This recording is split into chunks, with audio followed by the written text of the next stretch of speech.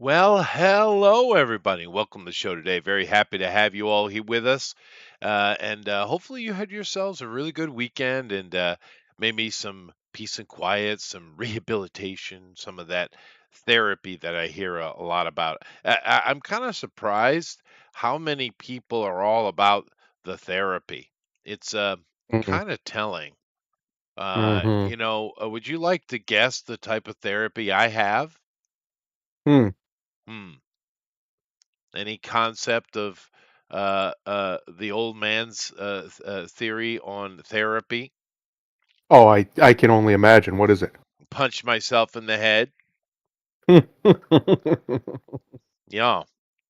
So, Stop being an idiot. yeah, stop being an idiot. But there's a whole bunch of dudes that are supposedly supposed to be men's and going on about the therapies. I had the unfortunate experience Uh-oh. of my wife. See, my wife watched this stupid thing called what was it? Squid Games. Yes, that Mhm. stupid thing. Yeah. Mhm. And it's like the people watching it didn't seem to understand the concept. See, the concept of that genius bit of social commentary was social commentary. Yeah. Anyway, they actually made it for real, Netflix. And to be fair, they are giving away like what is it, $4.5 million to the winner. So it ain't nothing. Yep. But joy. So you have and they're milking that dude. Oh my God, they have you. I hope you didn't watch it. Don't watch it. But they're milking that, man. It's so how sickeningly disgusting like things like America's Got Talent and The Voice is with the sappy drama crap. America's Got Talent is the worst. This is worse than that. Just Yep. milking it, dude. And there's so many dudes they had on there. Now they could just be paid actors. It could be complete bullshit. To be fair, right? We know how these things are. But so many of those dudes were just so sensitive, needed some therapy. The most unmanly, mulleted people I have ever seen in my life. Sorry, early rant. Early rant. He's ranting, folks. He's Yeah, in and he's out. you don't need No, therapy. Just get over your dumbassery.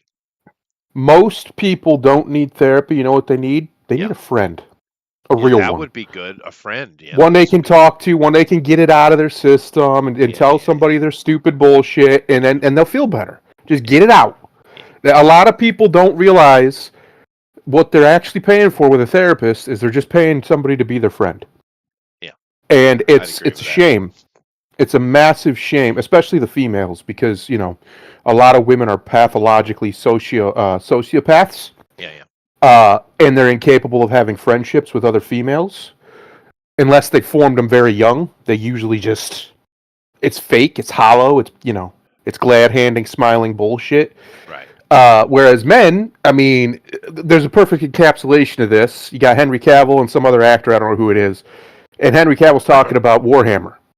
And then the other guy just pipes up talking about he likes to play Necrons, and Henry Cavill goes, "You wanna?" And boom, instant friendship. Now they're friends, they're buddies, they got a thing they're gonna do together. They might not agree on anything else, but they Yeah. both like Warhammer. That's how men are. It's very simple. I have known people who hung out with people and barely knew anything about them for decades. Right. Didn't know anything about them hardly, but they knew they liked to do whatever this activity was that they also like to do. There you go. That's my buddy. He and I can hang out, and that's it. The point is, the reason why you see so many women obsessed with therapy is because it's become their religion. It's where they go to confess. It's where they go to feel better. It's the same thing as priestly confessional to Right. these people, like in psychologically. You're unloading your bullshit. Everybody's got bullshit. It's kind of like taking an emotional shit, right? Every once in a while, you just got to get it out of you. Now that could be different ways for different people. Some people like to use athletics. Some people like to use sex. Some people will do drugs. Don't do that. Don't do that. There's other things, Don't other do the ways to friar do it, of one either. course. That's not a good way. Yeah, don't no, that's unhealthy. Don't do that. But I'm just saying that's what some people do. Mine, personally, is I like to go for long ass hikes. Just hikes with some music and Yeah. just let Good walking. let the balance Yeah. of God's creation bring me back to where he said I should be in stillness. There's a reason, Chester. See all these people, they're depressed. Yeah. If you could like make a visual diagram of them, a diorama, it would be active, it'd be moving all the time, all the time. And that's why they're exhausted, is because their brain won't shut up. Yeah. And the reason their brain won't shut up is because they're not finding stillness. Find stillness, find peace, find that you can do it. It's not that hard. You don't. Sometimes you can just go for a walk. I've told so many people that come and be, man, I'm not feeling good. I'm like, bro, go for a walk. Go for a walk for an hour, just wherever. Just walk around. Come back, tell me how you feel. Yeah, All of a sudden, they feel better. You feel. Wait a minute. Yeah. What happened? Yeah. It's crazy how much of our body. Then you have these psychologists who want to tell you it's in your mind. It's not in your mind. It's in your nervous system. And your nervous system runs through your entire body. Move it. Yeah. Move your body. Yeah. And Especially it'll feel after better. having some food. Yeah. Yes. After you eat, go take Get a walk. moving. Yeah. You'll feel so much better. You'll feel lighter. You'll feel healthier. You'll be better in bed if that matters to you, because you just feel better. Your circulation will be better. Everything's better. There's literally no downside to being, to moving around. Now, some people will find it in religion. They'll find their peace. Fine. Good on you. I'm happy for you. Other people will find it in their family. Okay. Fantastic. But I think personally, this is just my opinion, the best place to find it is a healthy inner world. Find a way to go into yourself, wherever that is. You could be doing it driving, you could be doing it at work, like if you're doing something menial that doesn't really require focus, and talk to yourself, literally, inside. Be like, what's going on? What's up? Yeah. What are we doing? What you doing, buddy? Analyze your own nervous system's reaction. Why do you feel like shit? Why are you anxious? Why are you this? Why are you that? It's not that difficult, but for some reason we've allowed these so-called scientists that call themselves doctors, they have these big fancy-sounding degrees from universities in psychology, to convince us that it's complicated. It takes so much work. You got to do the deep work. It's not work, bro. It's not work. It's easy. It's easy. Babies know how to do it. It's called self-soothing. That's it. It's the same thing you teach a baby to do. Calm itself down. Learn how to calm yourself down. Right? You ever get really upset about something and you know you shouldn't be that upset, but it's pissed you off? You either lash out and then you feel like an idiot, or you calm yourself the fuck down. Yeah. You bring it down. Bring it down a notch. In the head. Just punch. Yes. Yeah. Just give yourself. Sometimes that works. One good smack, and you're like, all right. That's another thing people could do. If it's me, I get a lot of anxious energy in me sometimes, and the only way I can get it out is to hit something. So I go hit my punching bag, and I feel better. It's out. It's done. I feel better. I just kind of point at myself. You. It does it. Knock it off. But I genuinely believe the vast majority of people who go to therapy, I mean vast majority, like 80% probably, if not more, don't actually need a professional's help. They just need a fucking friend. They need somebody to talk to do stuff with, and actually, enjoy their company. And that's it. They'd be better. But they don't have that. Or they have a facsimile of that, and they think they have it, and they don't realize the difference, right? And it's a shame. Well, there is another layer to it, though. Yeah. Right. I get what you're saying, and this is for you're talking about people who legitimately are stressing, right? Yes. And stop doing that. But just plain and simply, stop. Right. But what I see the majority of, though, is not that. What I see is a bunch of people going through life playing a character. And it's like, well, I mean, we all kind of can do that from time to time, depending on the situation, right? A lot of people have their talking to friends or just normal telephone voice, and then your workplace telephone voice, right? That's not too abnormal for a lot of people, but there's a whole chunk, and it seems to be a lot of people just are living a fake life, right? completely. And this has got to be stressful as hell, dude. It has to be. Just the absolute burden on the psyche, right? And we see a lot of them. Like for instance, why is it that pretty much anybody can instantly turn on the gay man as a Yeah. joke, right? Why is that? We can do it. Oh my God, I couldn't believe it. I got up yesterday and he was not there. It happens to me all the time, right? We instantly get it. Why is that? Because it's a character. It's not real. It's a characterization of a thing. And Mm. so many people are living these lives. They're just fake, vapid, useless things. And, this has always been true. Those people have always existed. Some of them are dangerously this way. They use it as a trap. They're literal predators, right? But a lot of people are stuck in this, dude. And do you ever want to give this kind of person, this fake acting person, do you ever want to give them any of your time at all? No. I mean, do you? No, of course you don't. No one does.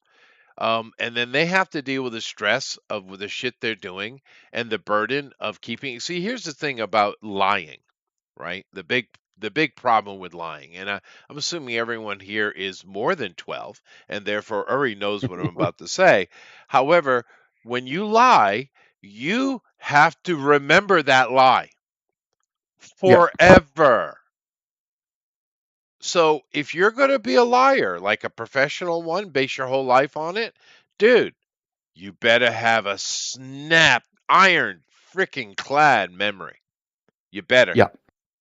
Because that is the problem with it. Now, we all exaggerate. I'm not talking about that. I'm not. I'm talking about lying for no reason.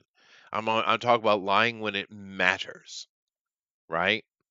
Hmm. And if you live your whole life in a lie, as a lie, the stress must be just out of control. Because me, I don't live with stress. I don't allow it into my life. And a lot of people have said, "Well, that's that," and they do like that, right? But the thing is, it's actually really easy. Fix it or go the fuck around, right? It's that simple. It really is. Don't keep stress. What the hell are you doing? You don't need that. What Yep. good does it do? Worry. I know it's built into women. I get it. But Hmm. honestly, what value is it? It doesn't do you any good at all, right? Yep. But I've seen so many people, and yesterday reminded me my wife was watching Squid Game. There are so many ridiculously stupid, vapid humans, dude. So vapid. Oh my God, dude. It used to be something that we'd laugh at when you got caught being like that, right? People would mock you. Shame is a powerful societal tool, right? But these days, it's just everyone is virtue signaling to the nth degree, and getting accolade for it, or at least temporarily. So yeah, I can't even, dude. I can't even. There's my Valley Girl for you right there. I can't even. Don't watch that Squid Game, dude. It's stupid. It's so stupid. I mean, the movie was kind of, or series was a little dumb too, but at least I get it. It was a very, very on your sleeve take on social commentary. Okay, fine. It has a purpose, right? But you're going to remake that, and it's not even real because no one's dying. They have the little Hollywood splat packs on their chests, so it simulates them getting shot, and then they have to lay down and act like they're dead. Right. What does the world come to, man? Of course, my sad thing is my wife likes watching that shit, as do my kids, even though whine and stuff, so they do when I'm not around. That's their solution. Don't listen to dad. Just go. Well, now they do. My son, particularly, I think my daughter as well. But my son realizes now what I was trying to tell them. right? But at the time, I remember one time, and it was I forget what it was, but it was oh, I know it was So You Think You Can Dance. Now Mm-hmm. that show, just like all the other ones, but that one more so, you had some real serious talent on that, right? America's Got Talent is occasionally someone skilled, right? A mixed amongst a bunch of dumb nonsense that can be entertaining, I guess. But So You Think You Dance is legitimate dancing competition. And Nigel was his name. He's I don't know. He's some big shot in that world. He would get on some of them. Is like, you are because he loves dance. You are the reason why fathers don't want their sons in dance. Stop it, right? And that, I mean, he's legit part of that world, and he's not wrong. He's not wrong, right? But so many of those shows. I mean, have you ever watched any of those things and how freaking drama induced they are? Of course, yeah. Yeah. God, I don't know. I guess it's just American. It's just how we are, isn't it? Oh Yeah. well. Well, that's what you get when you got a country that loves the musical. My wife still doesn't understand why we watch things where people are just randomly walking down the road and then start singing.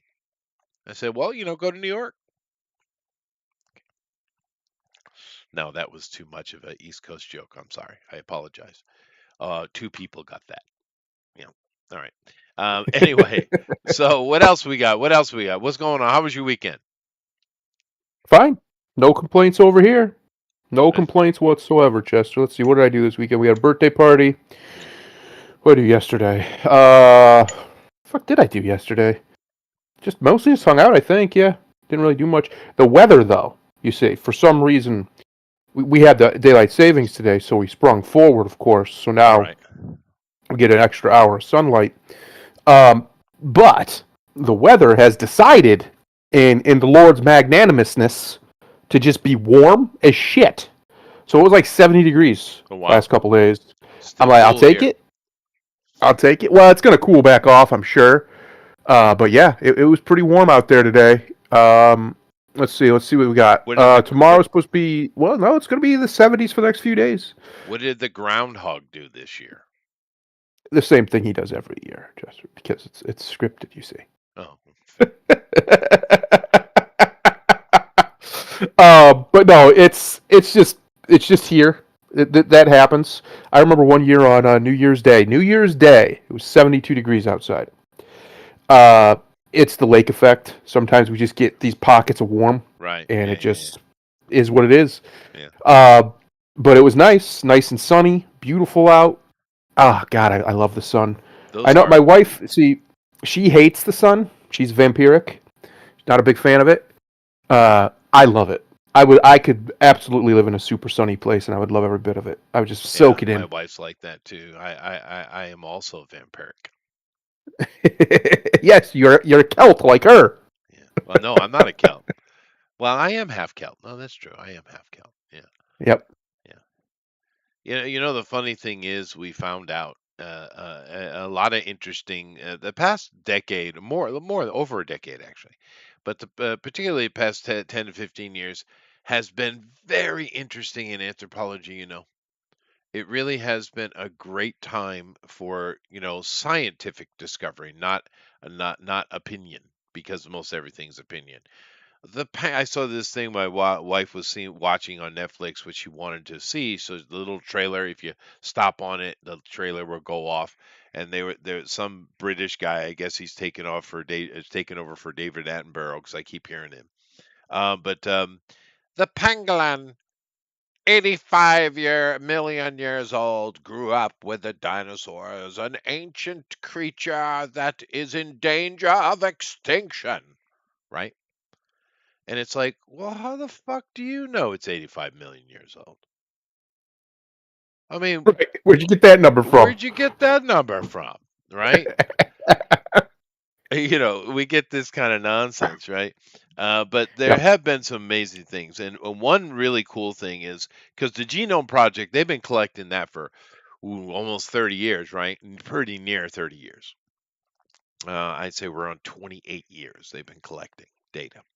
And of course, I have access to some of that, and I've done some work on it, and but anyway, it's really interesting. There's a lot more work to go. There's certain places in the planet we haven't really even got into well. But a lot of places we're really the data is coming together, and if you the Genome Project is simply trying to collect genetic information from every pocket of human group that we can, right? And just create a database of the human genome itself, its diversity, and of course comparing that to everything we find in the ground and looking at how things move. It's great. It's freaking awesome. But it's changed the story, right? In so many Hmm. places. One of those that's really interesting. If you take a look at Ireland, now we're not Irish, so we don't really know this offhand. But for the Irish people, um, they have this kind of argument about various pockets within their society. I'm not talking about the current African flood. I'm talking about old floods. And uh, and a lot of times it boils down to this: who are the Black Irish? Now, if I ask you a question, who are the Black Irish? What would be your offhand remark? Now, Black Irish are the really beautifully blue-eyed, jet black, straight hair, very white people of Ireland. That's a Black Irish, right? Where would you say they're from? Ireland, I would assume. Yes. Well, a lot of people think they're from Rome. They're Romans, Ah, I see. or they're somehow part of the Norman and Anglo-Saxon movements, which doesn't make any sense because they don't have black hair. But there's a lot of argument about it. Well, genetically now we've mapped it out so well, we know exactly. If I asked you what the quintessential Irishman looks like, what would you say? Redhead. Redhead, freckles, Yep. white. Yep. Mhm. I mean, Gingerish. stay the hell out of the sun, white, right? Yeah, that's right. Um, yeah, though they're not Irish at all, Of course not. not No. even a little bit. The actual Gaels, the Celts, Hmm. are what we call the Black Irish. Straight Interesting. black, I mean midnight ink black hair, starkly beautiful blue eyes, white skin. Those are the natives. The vampires. They Gotcha. are the natives. Yeah, I mean it makes sense if you think about it, right? Hmm. Whereas the redheads are the mixing, right? Because that's all coming from the Angles, the Aryans. It's the Aryan movements, right, coming into Gallic lands. But the original Gauls were that. Like think Kate Beckinsale in Underworld. That's a Black Irish lady. She's Black Irish, right? And But that argument's been going on for the longest time, right? Longest time about as if who gives a shit, but they care, I guess. But now we know through genetic research what's what. We can compare and contrast, and we can see, and it's really neat because the teeth. If you didn't understand this about anthropology, when an anthropologist finds a tooth, they are a happy boy and or girl, depending on the day, I suppose, because those teeth will keep genetic material for a very, very long time, right? And they also give us more information than just genetic information. They also will give us things like it'll tell us, well, like for instance, if I gave you a carrot and it was grown here in Japan, and then I gave you another carrot and it was grown in Ohio, where Thundero is, right? Hmm. And they're both the same breed of carrot, the type that the Americans use, right? Because that's what the Japanese grow as well. And you put them down, they're exactly the identical looking carrots. How would you tell the difference between one that was grown in Japan and one that was grown in America? They're the same breed of carrot. It's not like this is a Japanese carrot and this is an American carrot. No, they're both from the Americas. They're the American breed, right? But how would we tell what that where which one is from America and which one's from Japan? Do you have any ideas? I do not. Well, the interesting thing about that is each of those carrots, even though they might be the same breed, they were grown in different soil. And soil has its own individual mineral breakdown, its signature, a mineral signature. And it's not even that.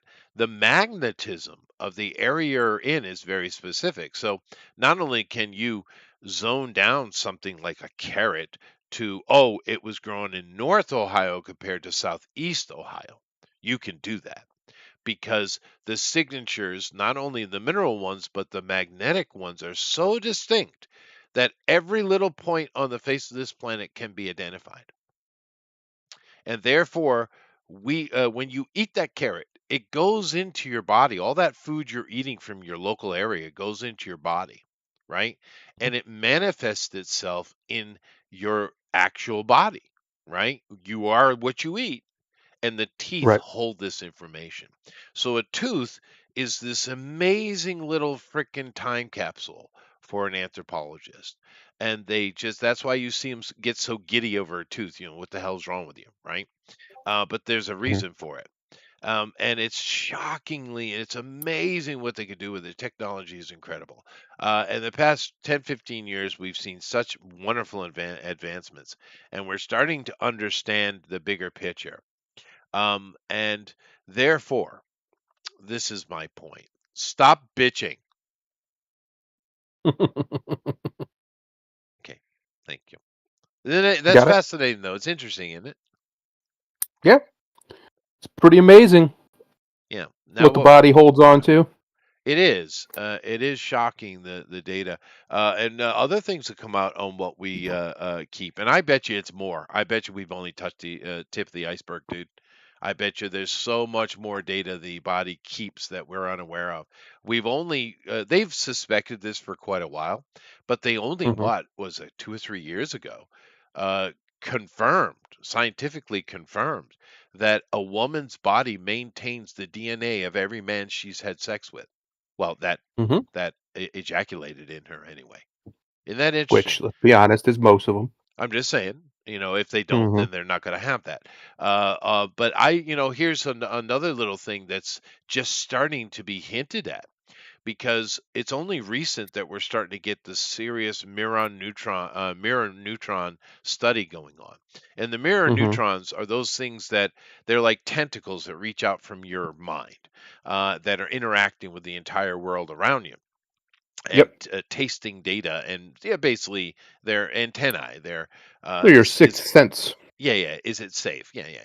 So if you're sitting there and you feel like you're being stared at and you turn around and you are, well, it's your mirror neurons are interacting with theirs.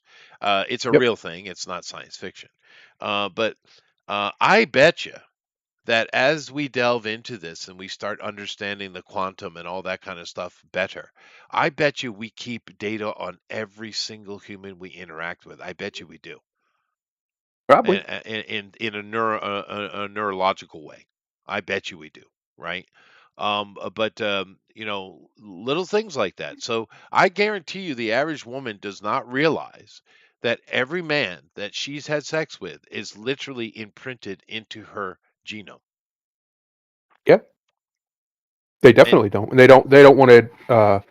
They don't want that to be reality. So you'll talk about this in certain places, and of course the femme brigade will show up and say, "No, see, there's a da, da, da." Say, okay, listen, listen. Even if you don't want to believe it biologically, physically, genetically, psychologically, we've known this since always. Yep. Since always, Yeah, sure. it is. There's a reason why every single religion treats sexuality as something spiritual. It's not just a physical act. That's right. Why? At least every religion that matters, anyway.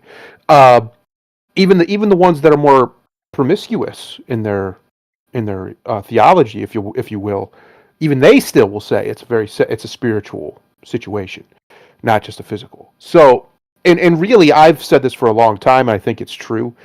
Just like the famous saying that you talked about, an advanced technology is indistinguishable from magic. Uh, Arthur C. I Clarke, think this, yeah, I think the same thing is true for spirituality. That like spirituality that we don't, psychology is just spirituality that we don't understand yet. And Yeah, I think it's the same thing.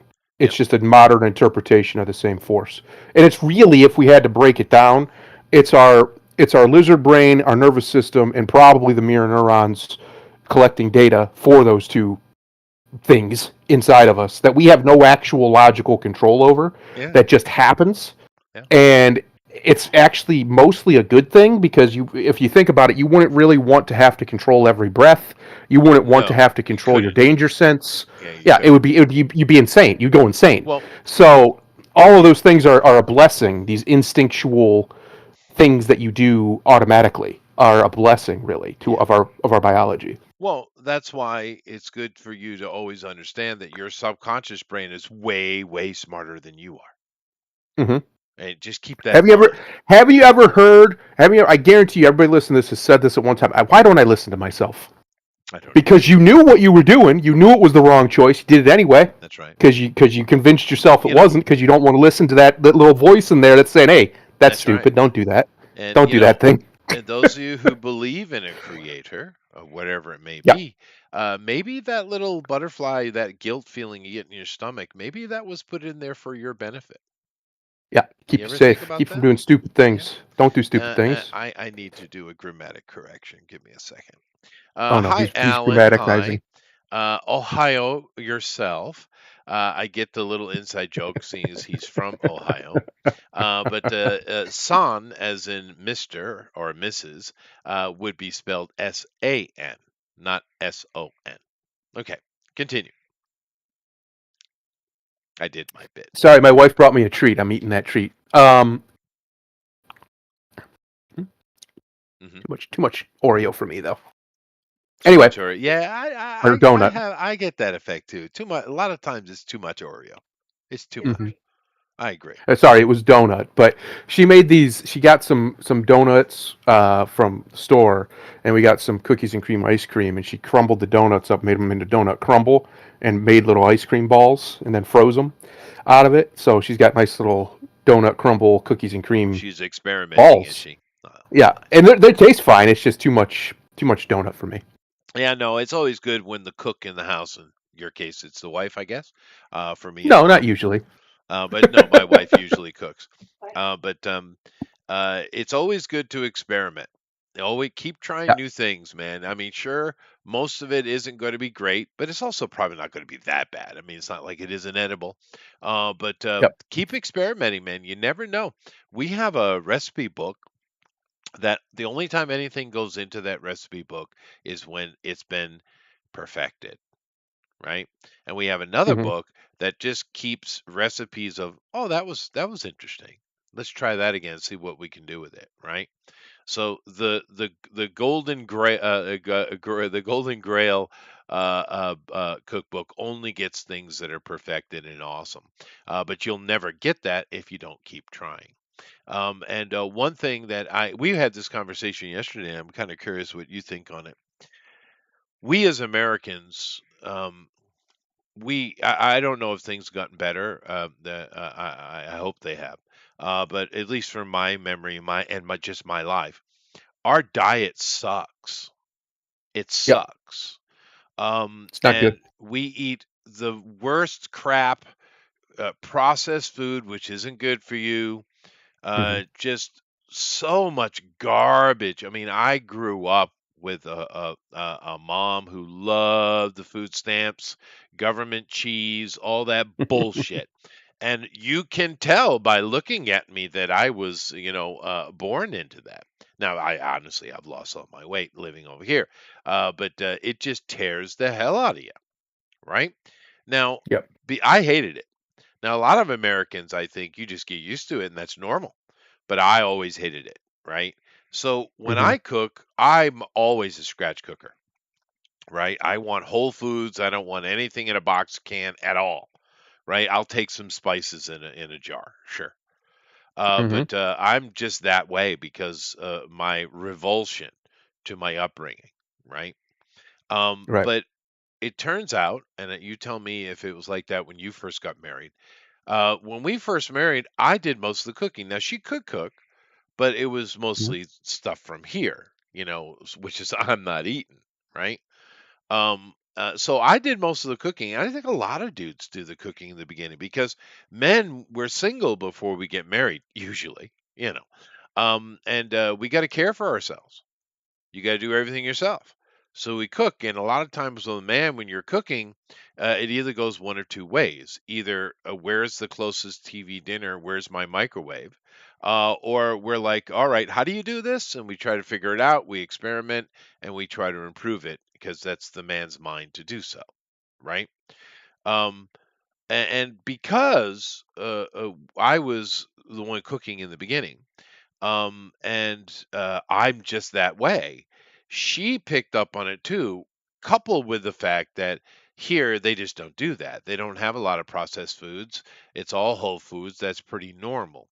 But she picked up off of what I was doing and continued it on. So my kids never dealt with processed food, very rarely, right? Hmm. And we were talking about how that came to be. Just a mix of, well, that's kind of natural for her, but also my influence in it unintentionally because I wasn't teaching her don't use canned food, rah rah rah. I didn't do that, right? I just was, I guess, teaching by example, I suppose. But yeah, dude, those frickin' American food is so bad for you. But nevertheless, if you don't keep experimenting, you'll never know. There are so many great YouTube channels out there that'll actually teach you some good recipes. Now, you and your wife, do you guys take recipes and try stuff, or you just give me the microwave dinner like Grimlock? It depends. Uh, so I like cooking. I'm really good at it. She likes cooking too, but she only likes cooking certain things. Like she likes making desserts or baking and stuff like Yeah, that. But baking. I like getting in there and making something. But I'm a pasta addict, so Oh, I can have pasta every day. In fact, of some okay. What description. pasta do you use? Uh, it depends. Depends on what I can get my hands on for a good price. But I try to get, if I can, I try to get more premium ones. But it's just they're expensive. Like it's outrageous. When after COVID, the price of pasta in this country tripled, Yeah. just for a box of pasta. You used to be able to get a box of pasta in early 2020. You get a box of pasta for 89 cents, and it was the good kind. It was a decent kind, not the good Yeah. kind, but the decent Well, kind, like name brand. Now that same box is $2, if not more. do you have Like DiCecco on your great. shelves? Yeah. Oh yeah, Okay. I get that sometimes That's for what I sure. usually use. It's pretty good. Yeah, we get all sort. It really just depends. We'll get the Cremette, we'll get Barilla, we'll get the Checo. It just depends on who's got the best deal. Because you see, I'm very, very, very cheap, and I refuse to pay full price for something that I know in a week I Well, can get for half off. I'll I just wait a never week. I never pay attention to those things. Yes, because you're rich, Chester. You're a rich man. We get it. I'm not rich. I am comfortable is the word. But Uh-huh. we usually use DiCecco. You know There's what's funny? Yeah. So my father, he also was always very comfortable financially. He made sure of it, but he was incredibly frugal. Yeah, And we are when too. he stopped drinking, he decided to replace the high that he got from going to the bar with his buddies to going to the store and getting the best deals he could. Oh, really? So he Okay. that was his addiction. So he would come. I mean, it'd be this man would buy so much food, Chester. It looked like we were feeding an army. Yeah. But he'd get it for so cheap. I mean, you couldn't even be mad at him. He'd go spend $400 and he'd fill his car full of food. I mean, fill it. We'd have Right. to. It'd be 6 trips in and out of the car, and he didn't have a small car. It was a big ass car, big ass SUV, and that's just how he was. He had two separate freezers that he just fill up. Oh, yeah. He had a bit of a problem when it came to buying food. He loved to go grocery shopping because he had that he was an alcoholic for so long, and it just helped keep him from making stupid decisions and going to a bar or whatever. Sure. It's a much healthier addiction, I guess, because It it's not like he is. ever did it to the point of like financial problems, but he did do it a lot. To one point when we first moved in here, about a year in, we were having financial troubles at that moment, and I was like, Chief, can you buy us some food? Because I called him Chief. I called my dad Chief. Yeah. And he's like, yeah, sure. Well, I just meant, a couple boxes of pasta, something easy. This son of a bitch shows up with boxes of food. I'm like, what are you doing? I didn't need all that. That's just how he was, though. He liked to shop, and he liked to make sure his people had what they need. He got that from my grandparents. They grew up in the Great Depression. Their house was the community house as a kid for me. Well, when I was down there, and people from all over the neighborhood. If you went into that house, you weren't walking out of that house hungry. It wasn't going to happen. It wasn't allowed. They would cook you something or make you something or buy you something. You're eating something. They're not gonna do it. The old generation were like that. Either they came through the Depression or they're children of people who did. Yeah. So they have more respect for things than modern people do. That's true. Yep. But Especially food. especially food stuff. Yeah, because it was really not what you And wanted. my grandma, she used to make these pecan almond waffles. Oh my god. Yum. Oh my god. Yum yum. I wish she was around. I'd eat them right now. Yeah. Refrigerators, like freezers. Let's see. I have two and a half in the house. I had two, but my other one busted up. It died on me. One freezer. Yeah. Yeah. No. So one is in here behind me, because we kind of live in this room, which isn't really that big. It's weird. She and we're just so used to small space, right? Right. This compound I'm in, it is literally a compound. It's one of those. It's a square, and it has a big open air courtyard in the middle. Right. Right. Is what it is. Right. But we only use one end of it. Right. And it's just, we have the space, but we just don't use it. That's why I let the ladies use the other end across the courtyard from me for the preschool Monday through Friday. Right. Right. And because why not? Right. I'm not using Why not? But I do have this refrigerator is the day to day. Then we have another one on the other side, but that one is for because I was getting we were thinking about getting a new one because the piece on it broke. It wasn't that important enough that you had to replace it, but we decided to replace it. You just have to pay attention. You have to close the door manually instead of it automatically doing. Not a big deal. Still works. So we moved that over the other side, and what we use that for, the freezer, of course, because there's a freezer sitting next to it, one of those standing floor jobbies. Right. But what we mainly use it for is food prep, because the refrigerator part is mostly empty, and we'll use the shelf like if you got steak, right? The best thing you can do is to take that steak and put it on a wire rack, and don't cover it with no plastic or nothing, and put it in the refrigerator and let that thing dry down, right? We use it for that, and it works. Yep, I do And it the all the half time. one just holds drinks in it. It's like Drinks. Yeah. Drinks. Your booze. I know. I get it. I don't drink in that way. No. Like and that's not even in the house. That's in my school. Right. Like coffees or teas or grape juices. I like grape juice. I do like grape juice. A good grape juice is hard to beat. Because when I'm in class, because I do a lot of initially I did it for a reason. Now it's more habit, I guess. But one of my problems I had to learn, 20 some years ago, because when I first started doing the job of being a teacher, right, I did what everybody else did. I wore a suit, and I rarely sat down. I stand the whole class. The whiteboard or the blackboard is your friend if you're a teacher. That's a very important lesson you learn immediately. Anyway, I'm just too big and intimidating, right? Right. And my aura just kind of wipes across the room. And that can be good. Like, for instance, I never had discipline problems in my class, right? So there's a benefit. But the other benefit is that you want the kids to relax and have some fun, because if they're having fun, they're learning, right? Mm-hmm. That's the rule. Um, so I had to figure a way to back that up somehow. So even though I do still stand mostly in class, especially adult class, I always stand. But with the kids, I do intentionally force myself to sit. I never wear a suit, but I do dress nicely, but I don't wear a suit. So I back that up.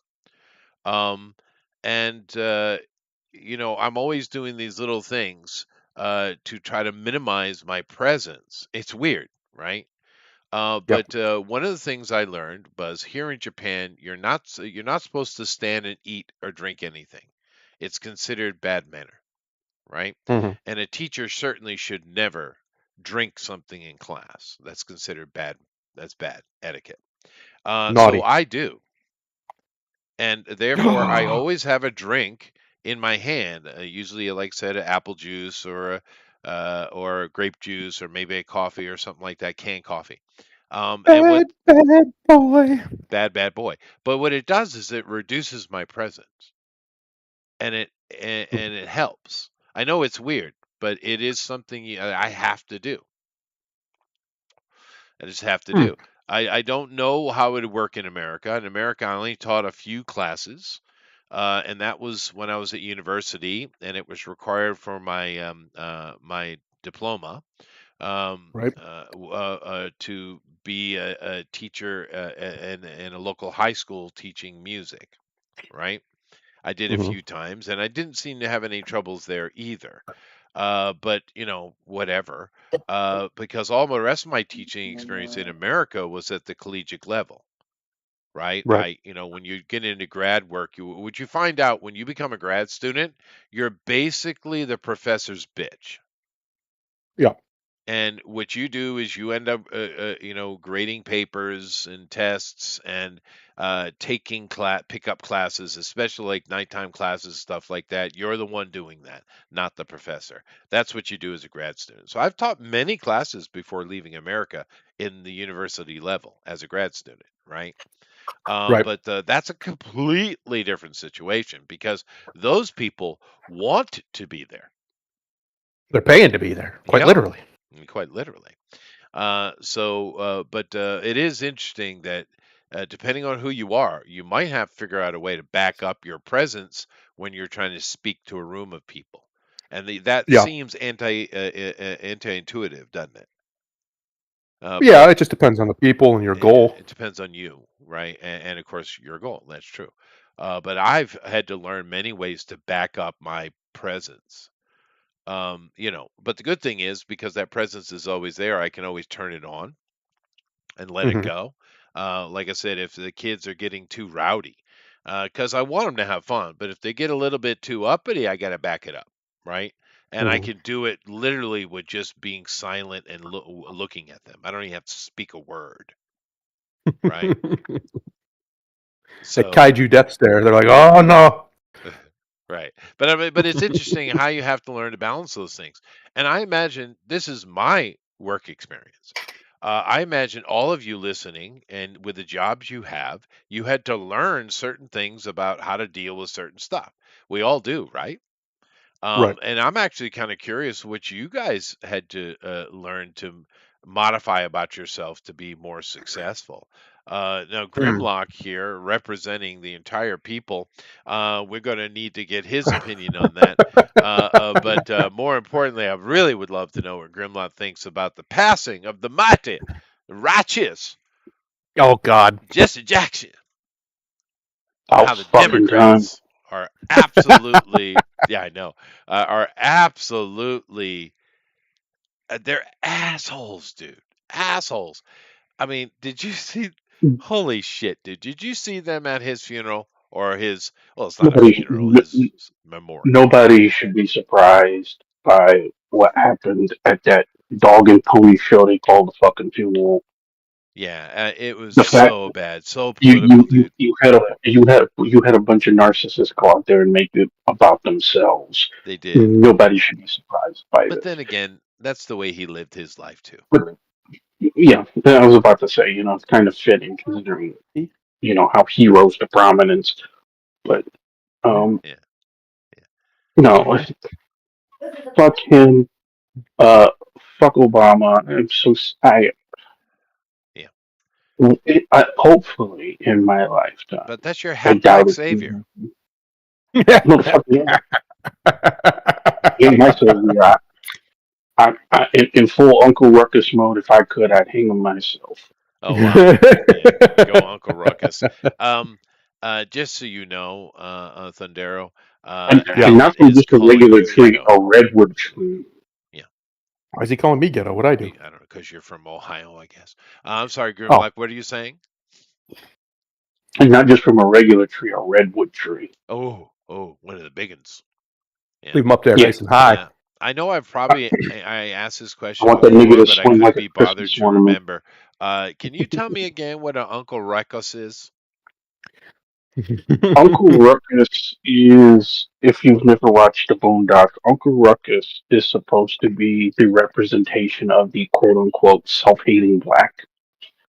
All of them? The the Yeah. yes, he is the representation of the self hating black, all in one, every stereotype about the so called self hating black.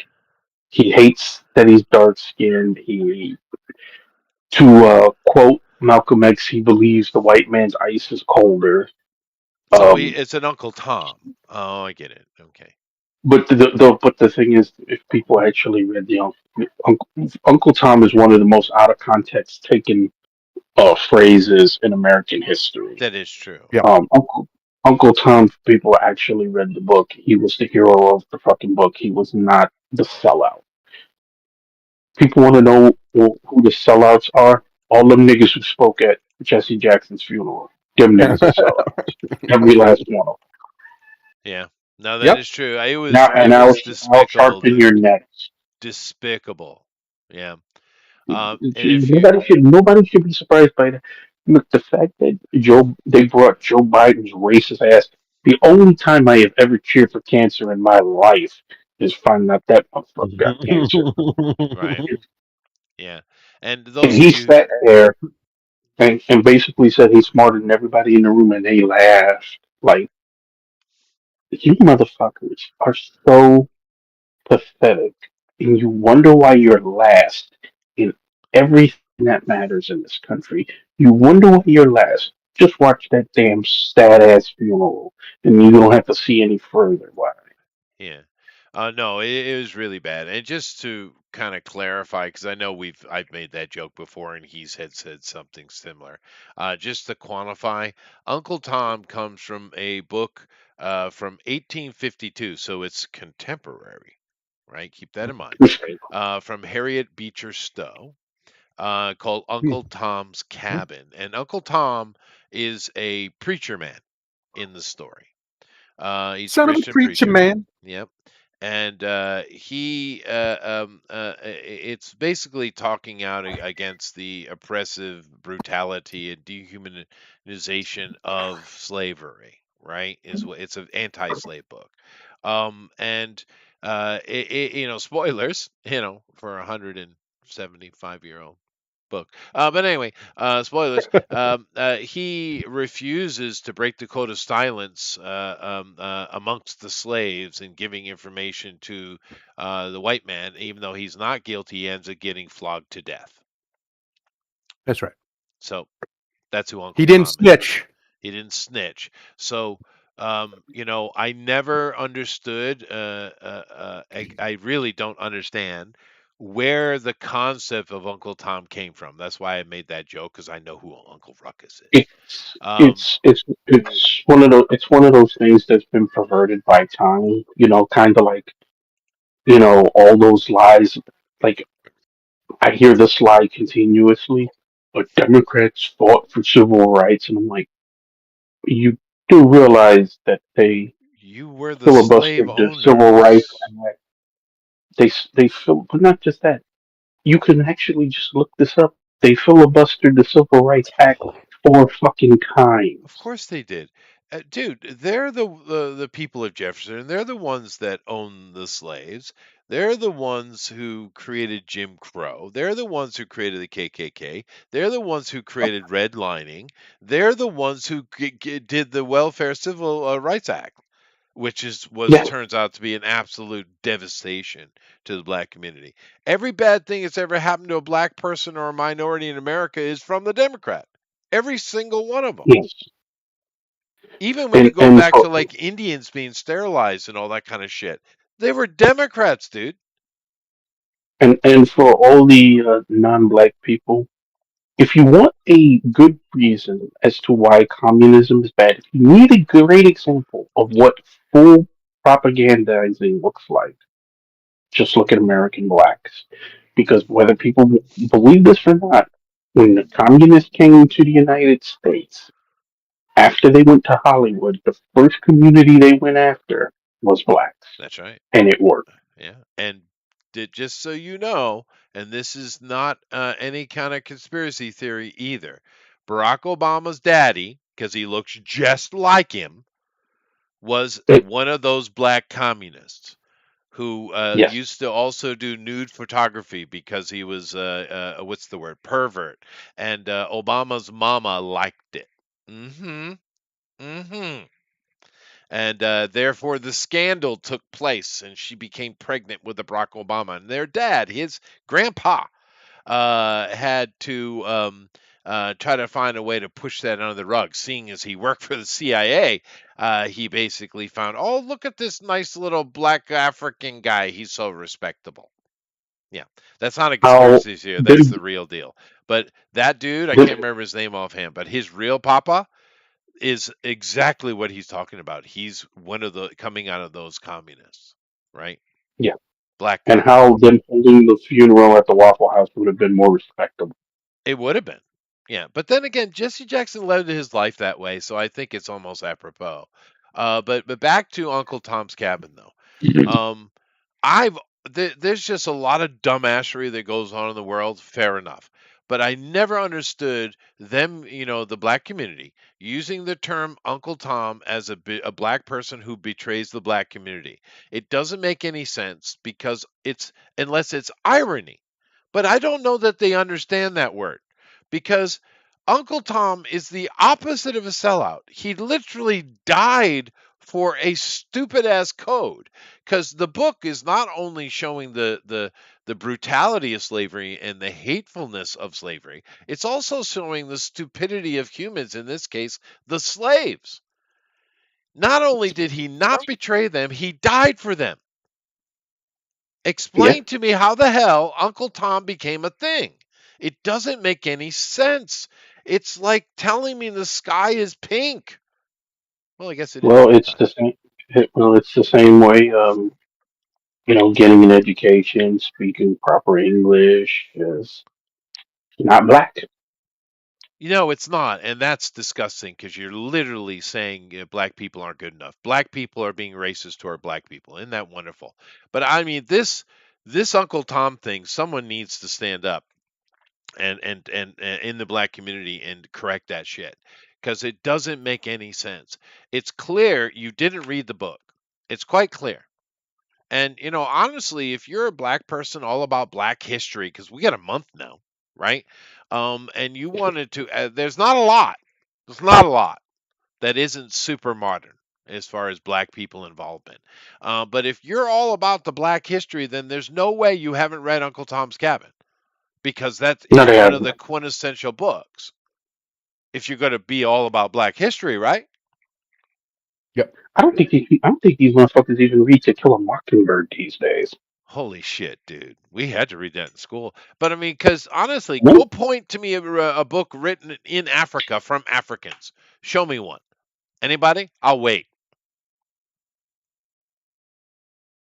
not from that era, damn. I'm No, pretty not sure from of that. any era. Even modern time. Name a black author from Africa. Name one. I couldn't think of one off the top of No, of my head. course you couldn't. Yeah, of course you can't. Right. Are there some in America? There's a couple, right? But you couldn't name them. But I'm just saying that Yeah. if you want to get, they're all about black history, black, black, black, black, black, and now they gotten on this thing where they're like, black people invented everything. We are a superior race, and the other people took it from us. Well, once again, logic is something you should have developed as a child. Because if you're going to sit there and tell me that you are superior or better to all other humans and they stole it from you, then you are fucking up. Because if they stole it from you, that means you're not superior, dumb ass. Dumbass. Yeah. Sorry, rant. This is a ranty day. Well, also, if you invented everything, why the fuck does Africa look so dusty? Yeah, no, it's just ridiculous. It's cope. It's what the Mm, kids call No, copium. no. Did we have black inventors in America? Yes, we did. Sure. But they was in America. That shit didn't help Africa. No, they didn't. America gave them a lot of opportunities, and there are black heroes. There are black people who've done things in America Yeah. for sure, but they don't know who they are, dude. They don't, No. because what they keep quoting is dumbass shit that didn't never existed, fake quotes, the Uncle Tom situation. Once again, I had to read Uncle Tom's Cabin when I was a kid. It was required reading in school, right? Because this liberalism of education is nothing new. Keep in mind, unfortunately, when I was, late element, well, no, going in junior high school is when they implemented the Department of Education, right? And it was Mhm. very liberalized. And I'm in the New England anyway, right? And we were required to read all kinds of stuff that was highly political, including a certain little book called Catching the Rye. God, that book sucks. Um, and we had to read all that crap. And one of those books was Uncle Tom's Cabin. And I've been hearing this Uncle Tom accusation probably my whole life, I guess. Just like I've been hearing that word cracker my whole life. And initially, I didn't know what it meant because I literally, as a kid, little kid, first time I heard it was in a Clint Eastwood movie. He was one of his Dirty Harry movies. He was talking to a black guy in a prison, or was it Escape from Alcatraz? Maybe it was Escape from Alcatraz. But and crack. He called him Cracker. And my initial thought as a child was mean saltine, I guess because they're white. That was what I thought. Then of course as I got older and I'm reading, I understand cracker is coming from literally the crack of the whip, meaning you're a slaver, right? Is what Yeah. it means. Um, and I learned these things and because of having to read those books, and I don't begrudge it. Uncle Tom's Cabin is not a bad book, but I've heard this Uncle Tom thing probably my whole life, and I've never understood what the hell you're talking about. Uncle Tom is the hero of the story, and a sad hero, but a hero nonetheless. But you can't give me any reason whatsoever why the black community thinks that Uncle Tom is a traitor. Who put this thought in their head? Because they clearly haven't read the book, because they wouldn't think that. Yeah. So who put this idea in their head that Uncle Tom's a bad guy? I don't know. That started before my time. It really did. That's just It is a whole book. something that is something that has been there since at least the '60s, and it's. But again, like I said, if you want to look at what propagandize looks like, then just think about the subject you started me on. Unfortunately, when Thomas Sowell passes, Unfortunately, he is not going to get the funeral that faggot just got. no, Like that. no, he won't. Yeah. And keep in There mind, ain't gonna be no go ain't ahead. gonna be no president speaking at Thomas Sowell's funeral, unfortunately. No, well, there should be though. Although I will make a kind of caveat. I don't. I kind of caught myself. Maybe you might be making an assumption. Harriet Beecher Stowe, the lady who wrote that book, she in Mhm. herself is not a black lady. That's a white lady, No. right? But like I said, her experience was contemporary, right? Mhm. Um, uh, she Well, literally was, well, that's you know, well, I was going to say another thing that has been lost to time and mostly propagandized is the white abolitionists of that era. She represents that. Yeah, Underground Railroad particularly with Stowe. Yeah. But White yeah, people used to have ass whoopings for the idea of abolishing slavery, but people don't talk about that. no, they don't. And they don't understand the Underground Railroad. What's that? Harriet Tubman is the name they like to throw around for that a lot. And fair enough. I mean, she was involved. But the 99.9999% of all the people involved in the Underground Railroad were white people, particularly what we would call a modern Karen. Yeah. Yeah. So Karens can do the right thing occasionally. It happens. Yeah.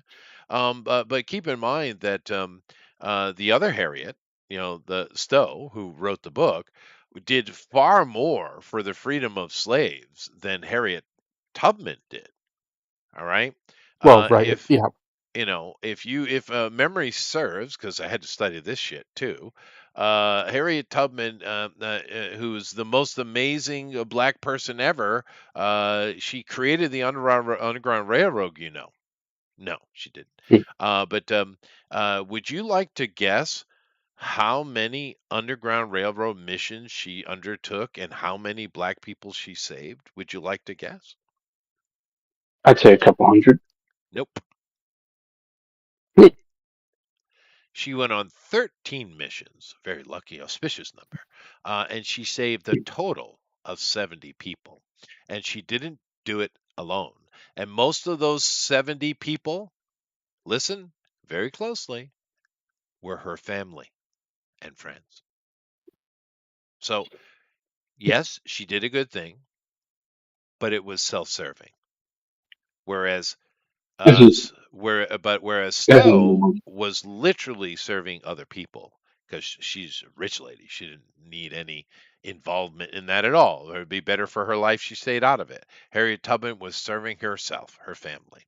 So, fair enough. She was part of it, but that's not this big mega hero they keep showing off, Yeah. right? Yeah. Yeah. But I just saw something pretty funny, I think Chester. she's It's on a completely coin off now. topic, but it is about a black guy, so we're going to go with it. Nice. Apparently, Mr. Kanye West, just recently was asked if he wishes Kim Kardashian the best, and he said, "I can't wish her the best because then she'd end up with me." And I love that. That's hilarious. That's a great line. Anyway, sorry. It's just funny. It just sounds like something you would say, Chester. It sounds like a Chester line. Yeah.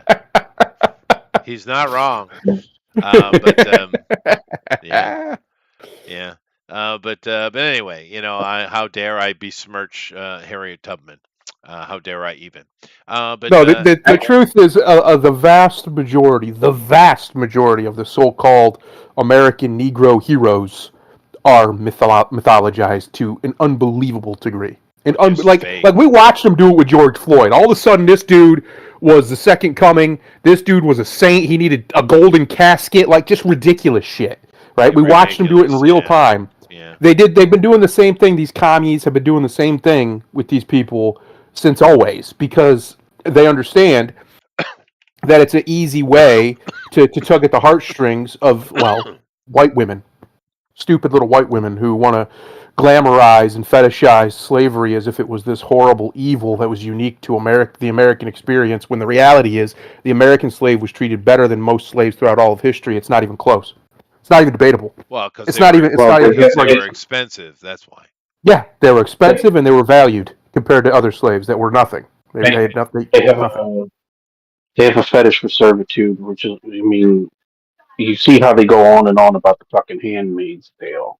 Oh my God. Yeah, and 50 Grades of Shea. 50. What the hell is the name of that stupid book? 50 Grades of Shea. 50 Shades of Grey. Thank you. 50 Grades of Shea is a totally different. That's about academia. That's a totally different story. I guess we can tell I didn't read that one. All right. 50 Grades of Shea. Oh my God. You missed nothing. Yeah. I'm sure I didn't, but yeah, I was just agreeing with your fact that women tend to fetishize Yeah, things in really yeah. weird ways. I mean, we could get into it, but it is women are weird. Yeah. Um, yeah, you also mentioned To Kill a Mockingbird, which is another thing that everybody in my generation had to read, and it's not even that old a book, like Uncle Tom's Cabin, Uncle Ben's Rice, Yeah. but because that's only They from the took Uncle Ben '60s. from us. We don't even have Uncle Ben no They more, man. did take Uncle Ben, idiots.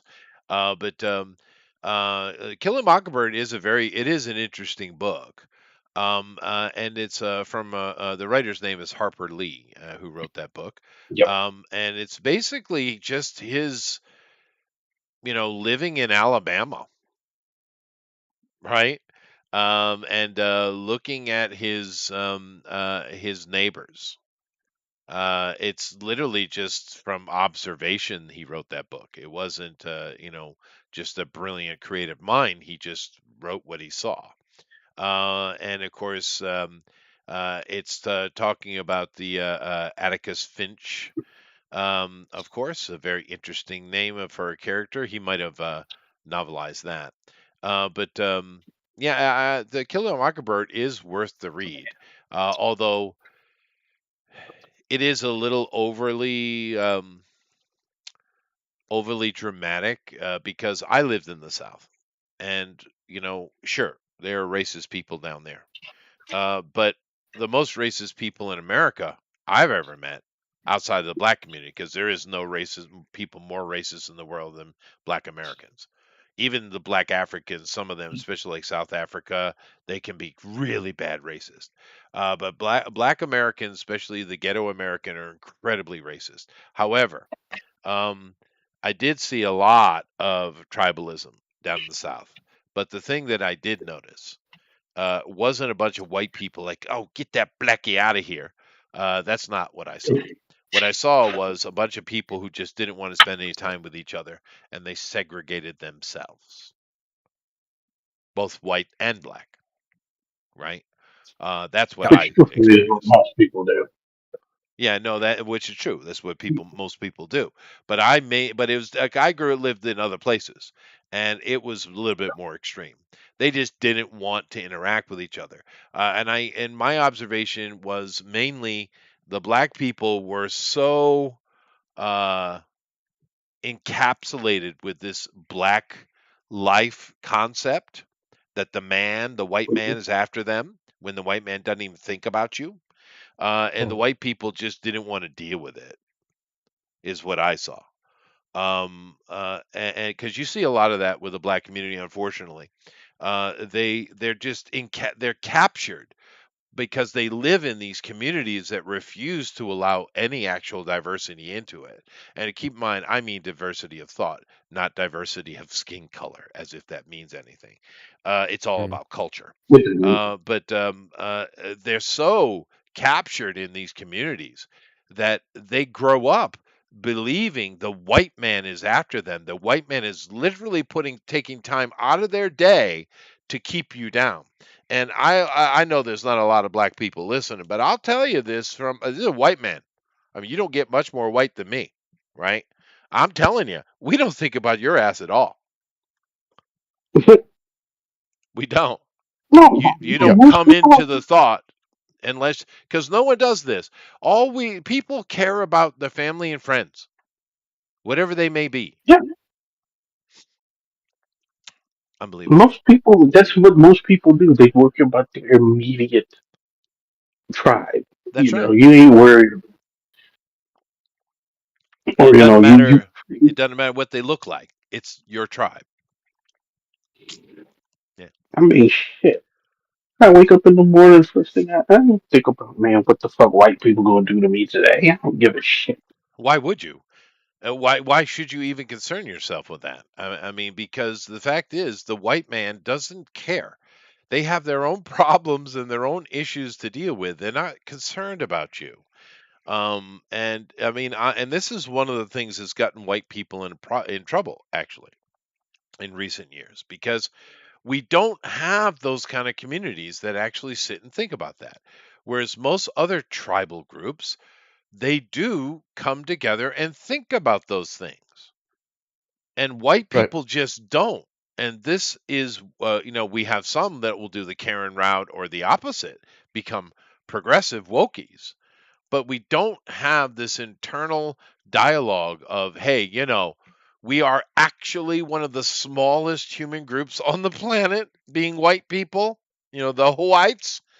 Maybe we should think about how to protect ourselves. We don't do that, Mm-hmm. whereas everybody else does. And this is a failing on our part. It really is. And it's gotten to such a point, and this is nothing new, but it's gotten to such a point that if you do start doing something like that, all of a sudden you're racist for daring to be proud of something. And I think one of the problems is because we've been successful for a long time recently in recent history. Since the past so many centuries, we've been very successful.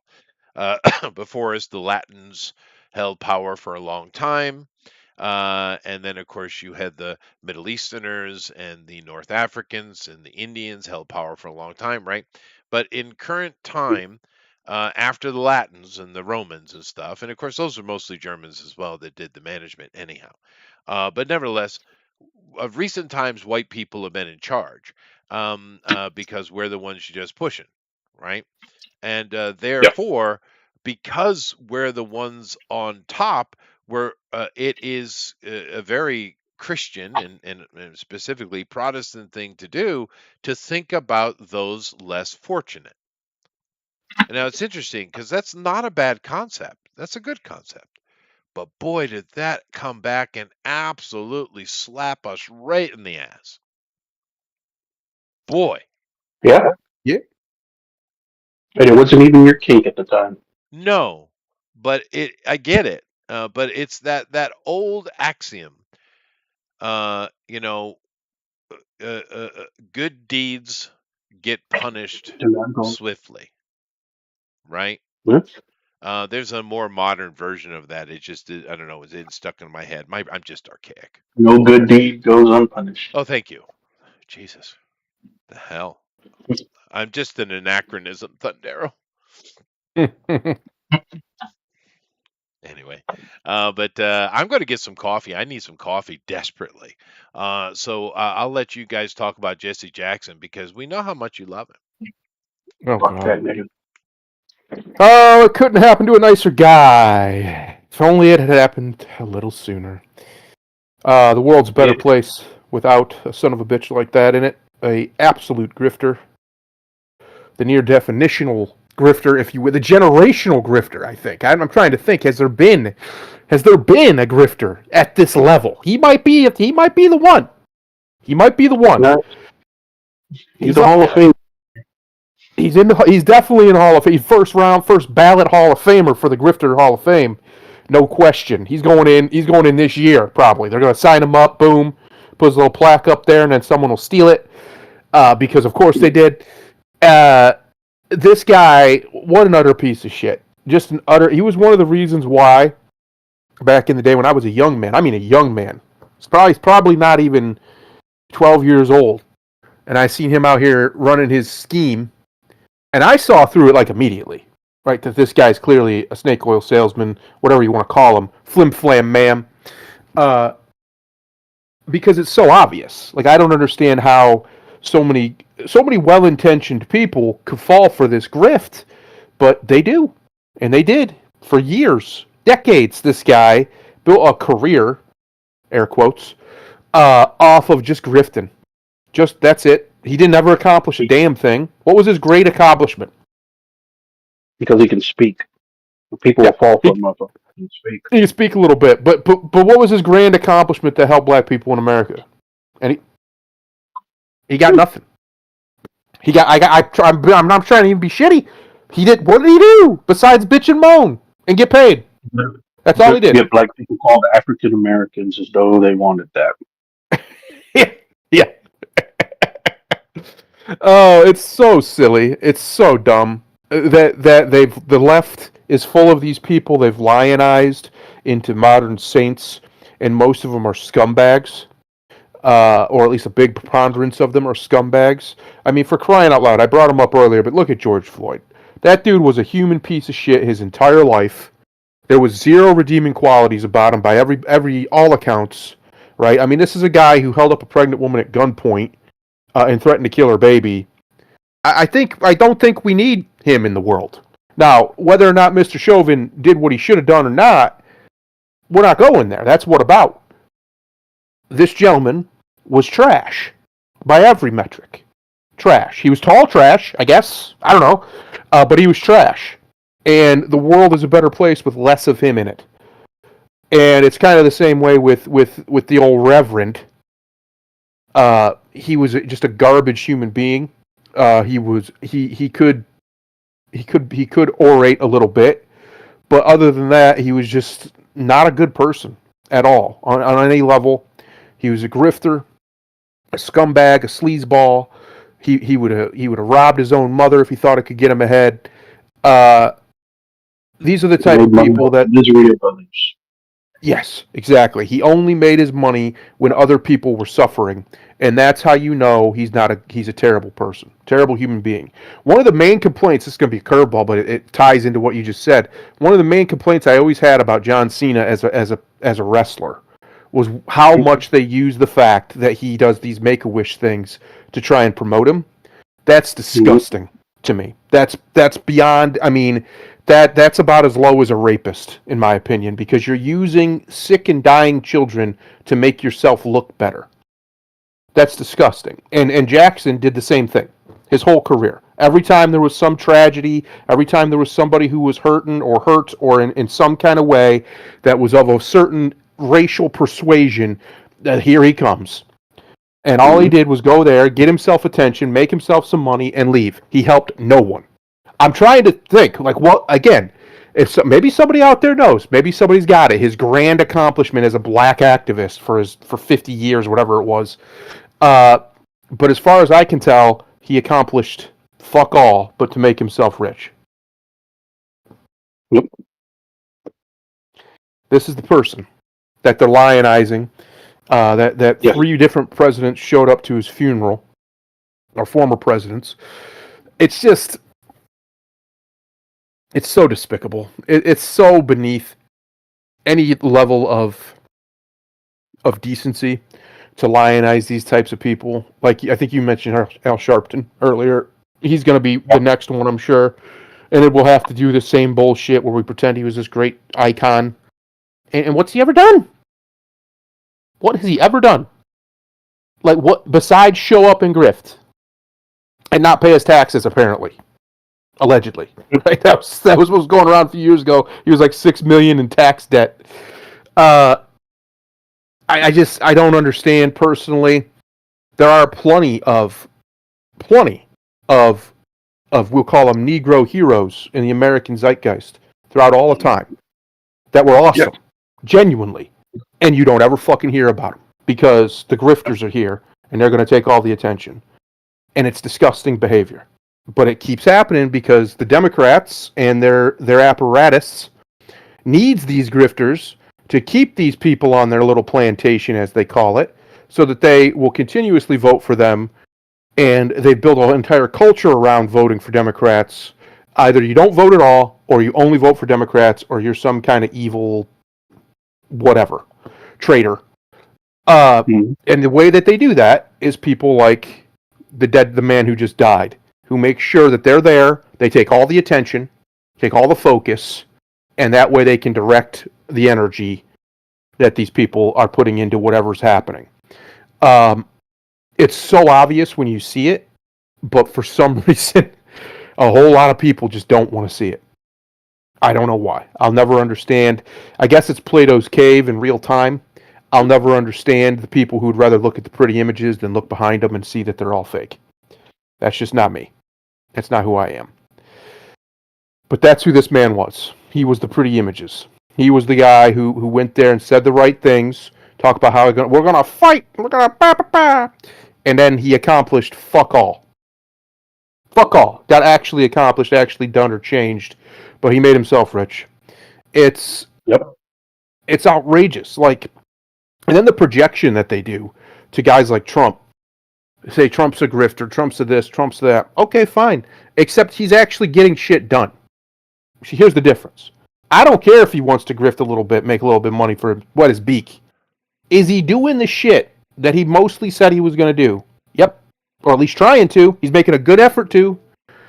How are we comparing these two? Jackson never ever accomplished anything other than making himself grander. It was pure self-aggrandizement on the backs of people who were suffering and of tragedy. And that, to me, I mean, there's very few things, in my opinion, Chester, that is worse than that as a person that you can do. It's pretty evil shit.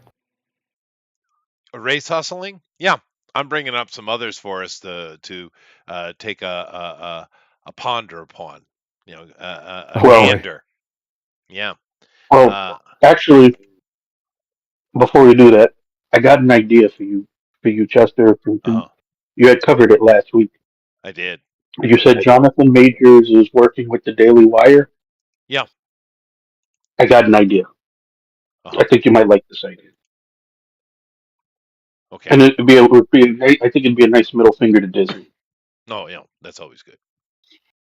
So, got Jonathan Majors.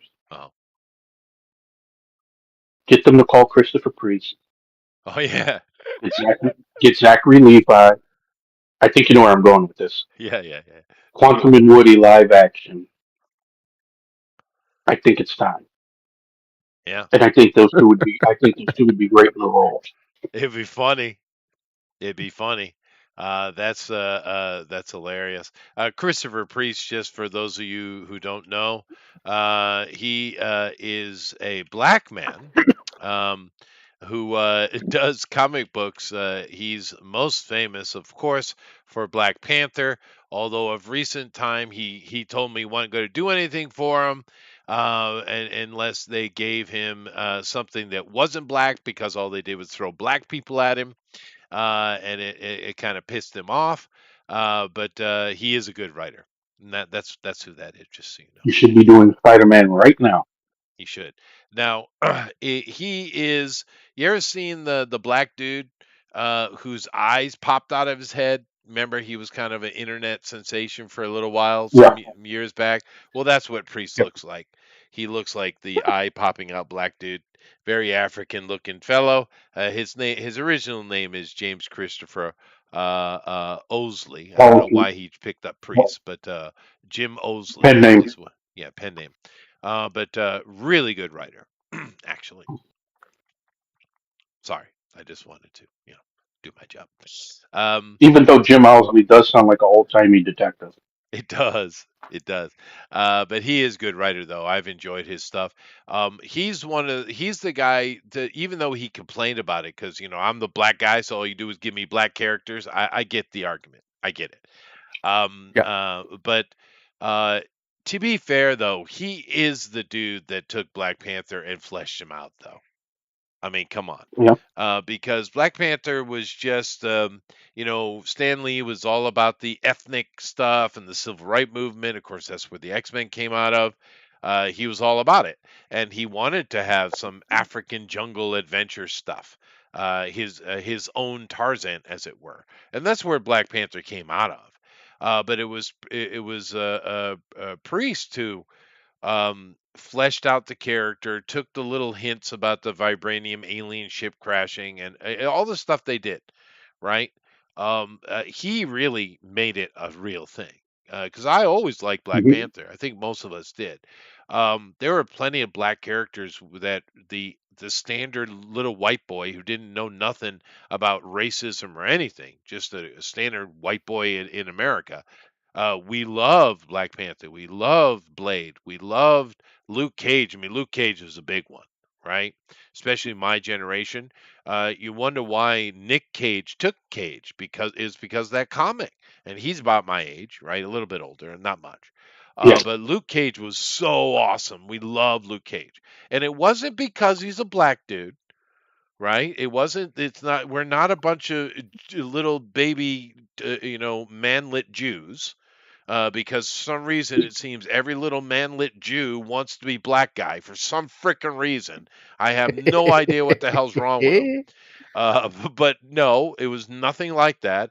Would never thought about. I don't want to be anything other than what I am. But Luke Cage was awesome. Him being black was quite irrelevant, right? Yeah. And later on, when they tried to black him up, in the Jesse Jackson mold, and you think I'm joking. I am not. They literally went full Jesse Jackson with Luke Cage later on. Him actually, an analog of Jesse Jackson actually showing up in the comic book. I shit you not. Right? He was nowhere near as cool. And another thing they did during that blacking up of the black man, I know it's weird, but they did. They made him weaker. Because back in the day, Luke Cage or Power Man, right? He was badass, dude. He was badass. And then when they blacked him up to spread the black mission statement, they weakened him. They made him much softer. He got his ass kicked. You remember that series? It was pretty though. The art was interesting. It was kind of throwback art that never happened. But did you read that series? You're not talking about the crap Ta-Nehisi Coates wrote, did you? I guess it depends on when it was written.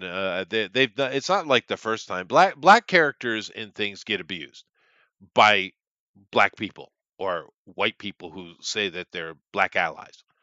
Black characters get abused the hell. Best thing, never let these people get a hold of black character because they're gonna fuck it up. Because you had him in New Avengers with Bendis. The one where they had it drawn like it was in the 70s, where you had literally, pimps on the street. It was very colorful, almost Art Deco, the style. And he gets absolutely his ass handed to him on several occasions, even though he's standing up for the black man. Because most of, especially early Luke Cage, it had nothing to do with him being black. He was just an American. He was just an American, New Yorker, right? He's in Hell's Kitchen, I believe, right? Yeah, he's another Hell's Kitchen character. But yeah, they just screwed him up, dude. But we love Luke Cage, but there's plenty of black characters. Talk about another black character, Storm, and I'm gonna when we start getting into today's topic, boy, I'm gonna piss off Thundera real bad because something's coming he don't want to know about. I apologize to you now, sir. You're going to be very upset. Just get yourself some of those herbal tea shit and, prepare. But yes, this is Jasmine Crockett. Roger, we were talking about race hustlers, weren't we? Yes. Jesse Jackson, Al Sharpton, not the original, but because Don King was quite the race hustler as well, even though he wasn't even in politics really. But the funny thing is Don King. But Don King was more honest. He was about money. He was. But how many people did Don King actually help other than Don King? Right? Not a single damn one. Who in his industry, boxing, of that era, who helped black boxers more than Donald Trump? Anybody? Because a lot of them. Yeah, because Mike then when he fought in Atlantic City, you try to say something. That's right. Trump made him, right? And did it happily because Trump loves sport. The people don't seem to get this. But don't you say something bad about Donald Trump around Mike Tyson, he might well kill you. Yeah. Sweet Christmas indeed, Alan. Yeah, I love Luke Cage, dude. But here is another race hustler. And and another one that's like so many of these. And did you watch Kamala at the Jesse Jackson thing? She went into her southern accent dialogue again. But she's so dumb. She can't even maintain it. Right? But that's not racist. Well, I'm here to tell you I got my chitlin and green in the back. And then she'll lose it, forget she's supposed to be doing it, and then remember and pick it back up again. At least Hillary Clinton, when she goes full Southern black lady, she keeps it going. Yeah, race hustling pieces of shit. Jasmine Crockett, ghetto queen. Now, keep in mind when she first came out and actually won her seat, she wasn't ghetto at all because she's not. She's a little rich girl. She's not a Yeah. get from the ghetto. This is a rich girl, just like OC. She's not from the ghetto. They're rich kids. But of course, she became more and more ghetto, got more and more information, more and more access to people, but also killed her career because moron. And another one that's supposedly a lawyer. And here's another incredible I'd be race Yeah. surprised. hustler. Look at that picture.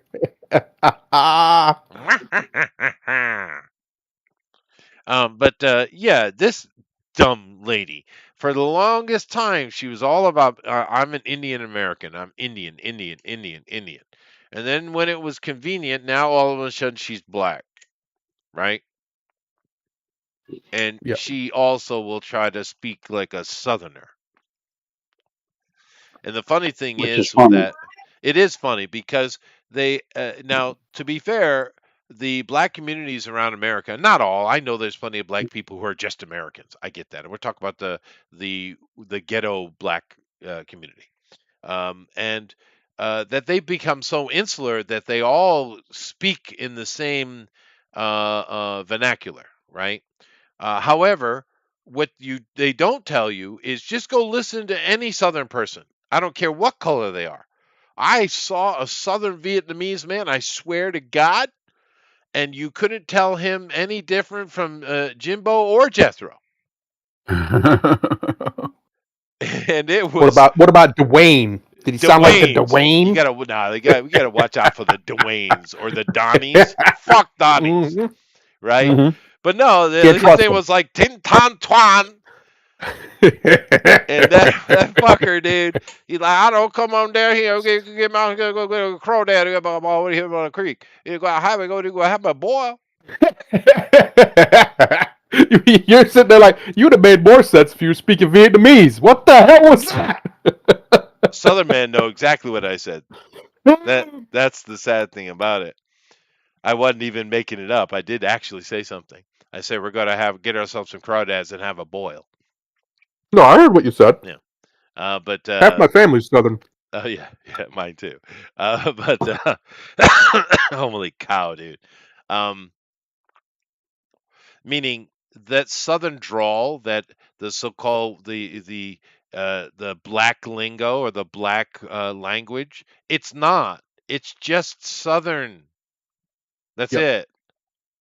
It's correct. not. It's just Southern, right? Even though they are so insular in their communities that you can find it in Chicago, which is weird.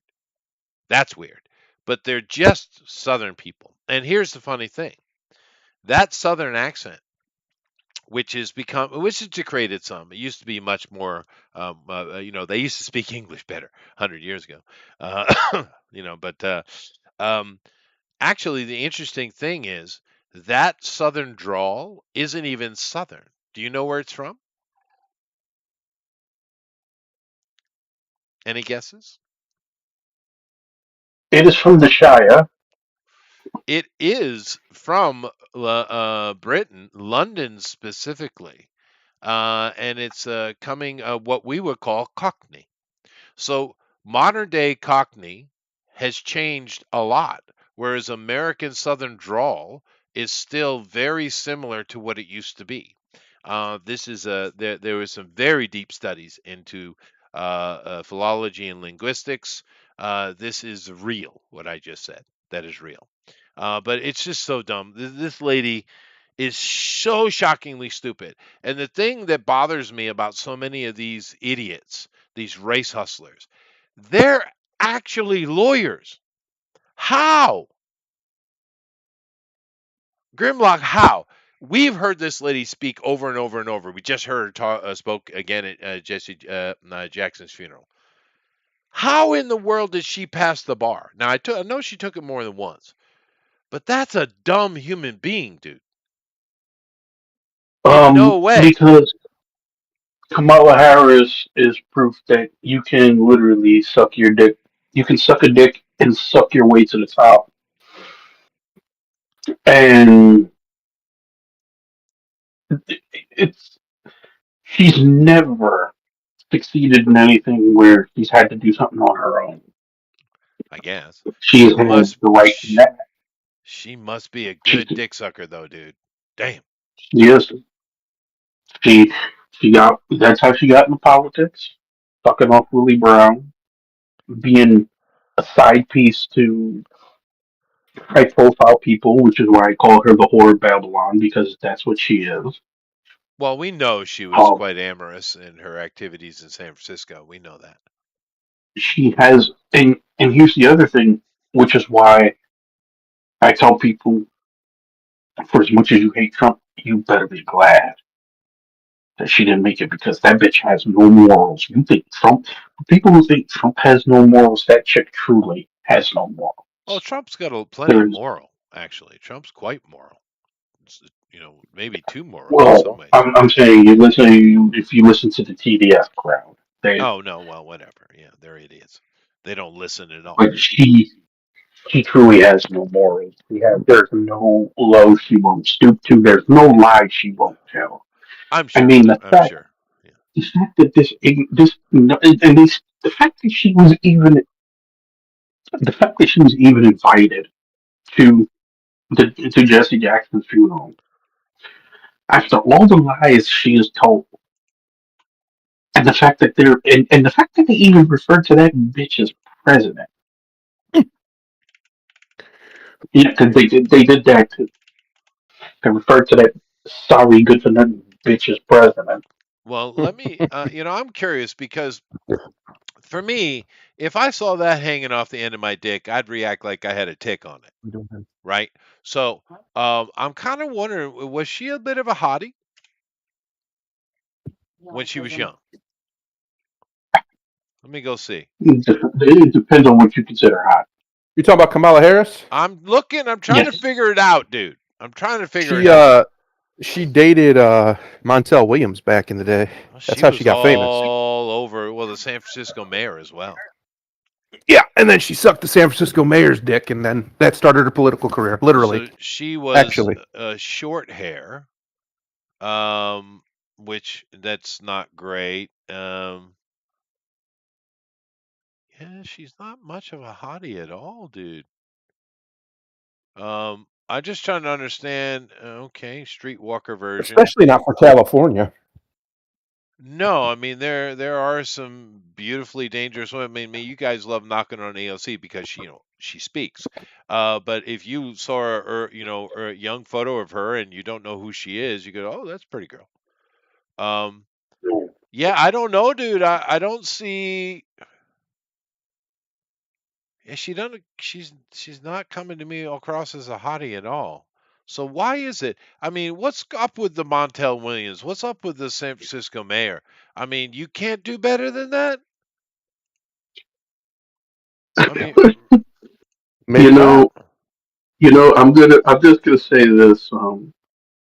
I remember we had a guy at work who was cheating on his wife with a woman who was very Kamala like in attitude, and somebody said, "You see, you can't blame that man." He said, if you waited to your mid 40s to get your dick sucked for the first time, you'd lose your mind too." nah, there's no way. Jim Brown over there in San Francisco wasn't fucking his way through freaking high school, dude. No way. No I way. mean, Chester, I'll tell you this. One thing I learned about you, there are certain experiences you think that by a certain age everybody would have experienced, and then they don't. Like, I'm not gonna name no names, but Chester, I knew some black people who actually didn't have fried chicken until they was 30. Really? You would look How do at you them, not? Every yeah, human eats fried chicken. That's very weird. yes. But some people just they like for whatever reason they avoided it or didn't want to, or maybe their family was against fried chicken. I don't know. You would think that somebody be like, Ain't no way this man got to his 40s and never had a good blowjob. Yeah, you would Yeah, that doesn't seem. actually, you would think that, but it happens. And then you run across a whore like this bitch, and she probably sucked the color off of it, and he lost his fucking mind. And maybe that's what happened, but that's just weird to me. It's very, very weird. Um, to be fair, I want to be honest. Now, I'm not going to show a photo of my actual wife because she would literally kill me. But a lot of people say my wife looks like Lucy Liu. And it depends on. And I went and looked at Lucy, and I found some photographs, and she looks like Lucy in this photo. Like a normal Lucy. This is what my wife looks like. Like this is what she looks like. So I'm not sitting here throwing stones, right? Meaning, I know what a beautiful woman is, right? Guy got one. So, Hmm. because in this photo they do look very similar. Yeah. But younger, of course, they're older now, but they're both actually aged very similarly. But I no, dude, no, no. Did Jasmine? Well, Jasmine isn't trying to sell beauty though, is she? She's not. No, Um, Jasmine is selling an image that I don't think is her. It's kind of like it's in a weird way. Jasmine Crockett is kind of like Lizzo when Lizzo first came out and she was selling the body positivity bullshit, and then like you saw that video of her playing the flute and just being a nerdy girl. Like that's who she actually is. yeah, yeah, yeah, yeah. That actually was like people got upset about that because it was actually a historical flute. But honestly, it just sits in a Yeah, damn museum. Might as well play it. She can play it. She's like a high school band member, is what she sounded like to me. She did high school band. But yeah, you were right, and that's when she looked the most happy too, didn't she? yeah. Yeah, she just And that's her Jasmine actual speed. and, That's how she ended up in music because she was a flautist. and Jasmine Crockett, like you said, and people can look this up if you don't believe it. They're easy to find. Go look at her campaign videos when she ran for Congress the first time. She did not talk like this. She did not dress like that. That was none of that. She actually seemed professional. What she is doing, Yeah. and it's funny, or as often as black people throw out this term, she's being a fucking minstrel. Is what she's doing. No, it's blackface. It is 100% blackface. It's the weirdest thing, dude, but it is actual blackface. Because if you go listen to her initial interviews, keep in mind, this is a rich girl. She did go to university. She's not super bright, but she's way smarter than Kamala Harris. That's for sure. But she was very straight, very proper, as you should be, running for Congress, right? Very normal. Sounded like any other American lefty running for politics. And then this is my guess. I'm going to guess. Here's my opinion. She knew that her career was coming to an end because of the shifts and things that were going on. And to try to save it, she decided to go super ghetto, thinking that she might be able to pick up some votes and maybe hang on.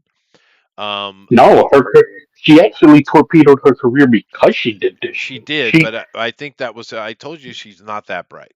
But I think that was her, maybe her team's idea. Well, maybe we can make some ground here.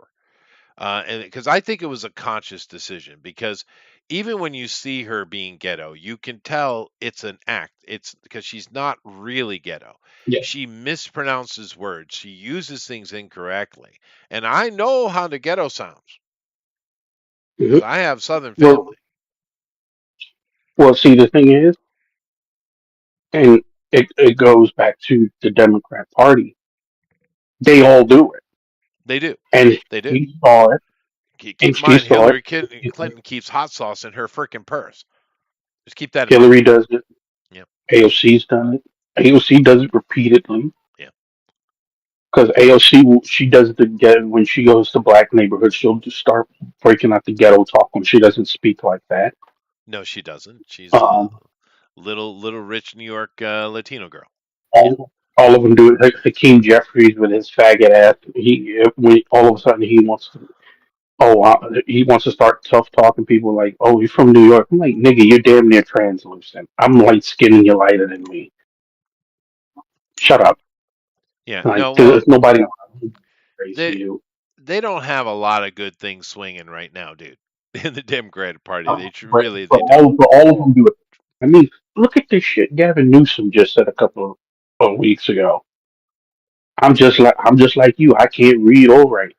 Oh, he insulting the black people again inadvertently. Yeah, he does that all the time.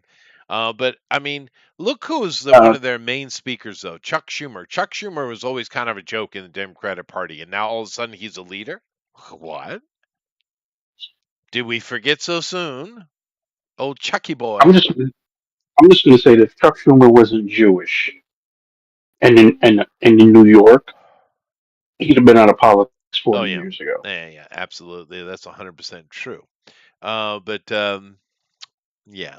Anyway, race hustlers be memorialized. But yeah, that Jesse Jackson thing. If you haven't seen it, go give it a watch because it's hilarious.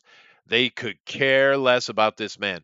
And this is the thing that's very interesting about the Democrats. They have zero love for each other. They will turn on each other in a heartbeat. They turned on Jasmine very quickly. They turned on Kamala, Joe Biden They very well, quickly. They're well turning on Obama. she comes They to, turned on I, what's her name, Ilhan Omar, like literally in a second. well, that's because she won't shut up, and she should have shut up a while ago.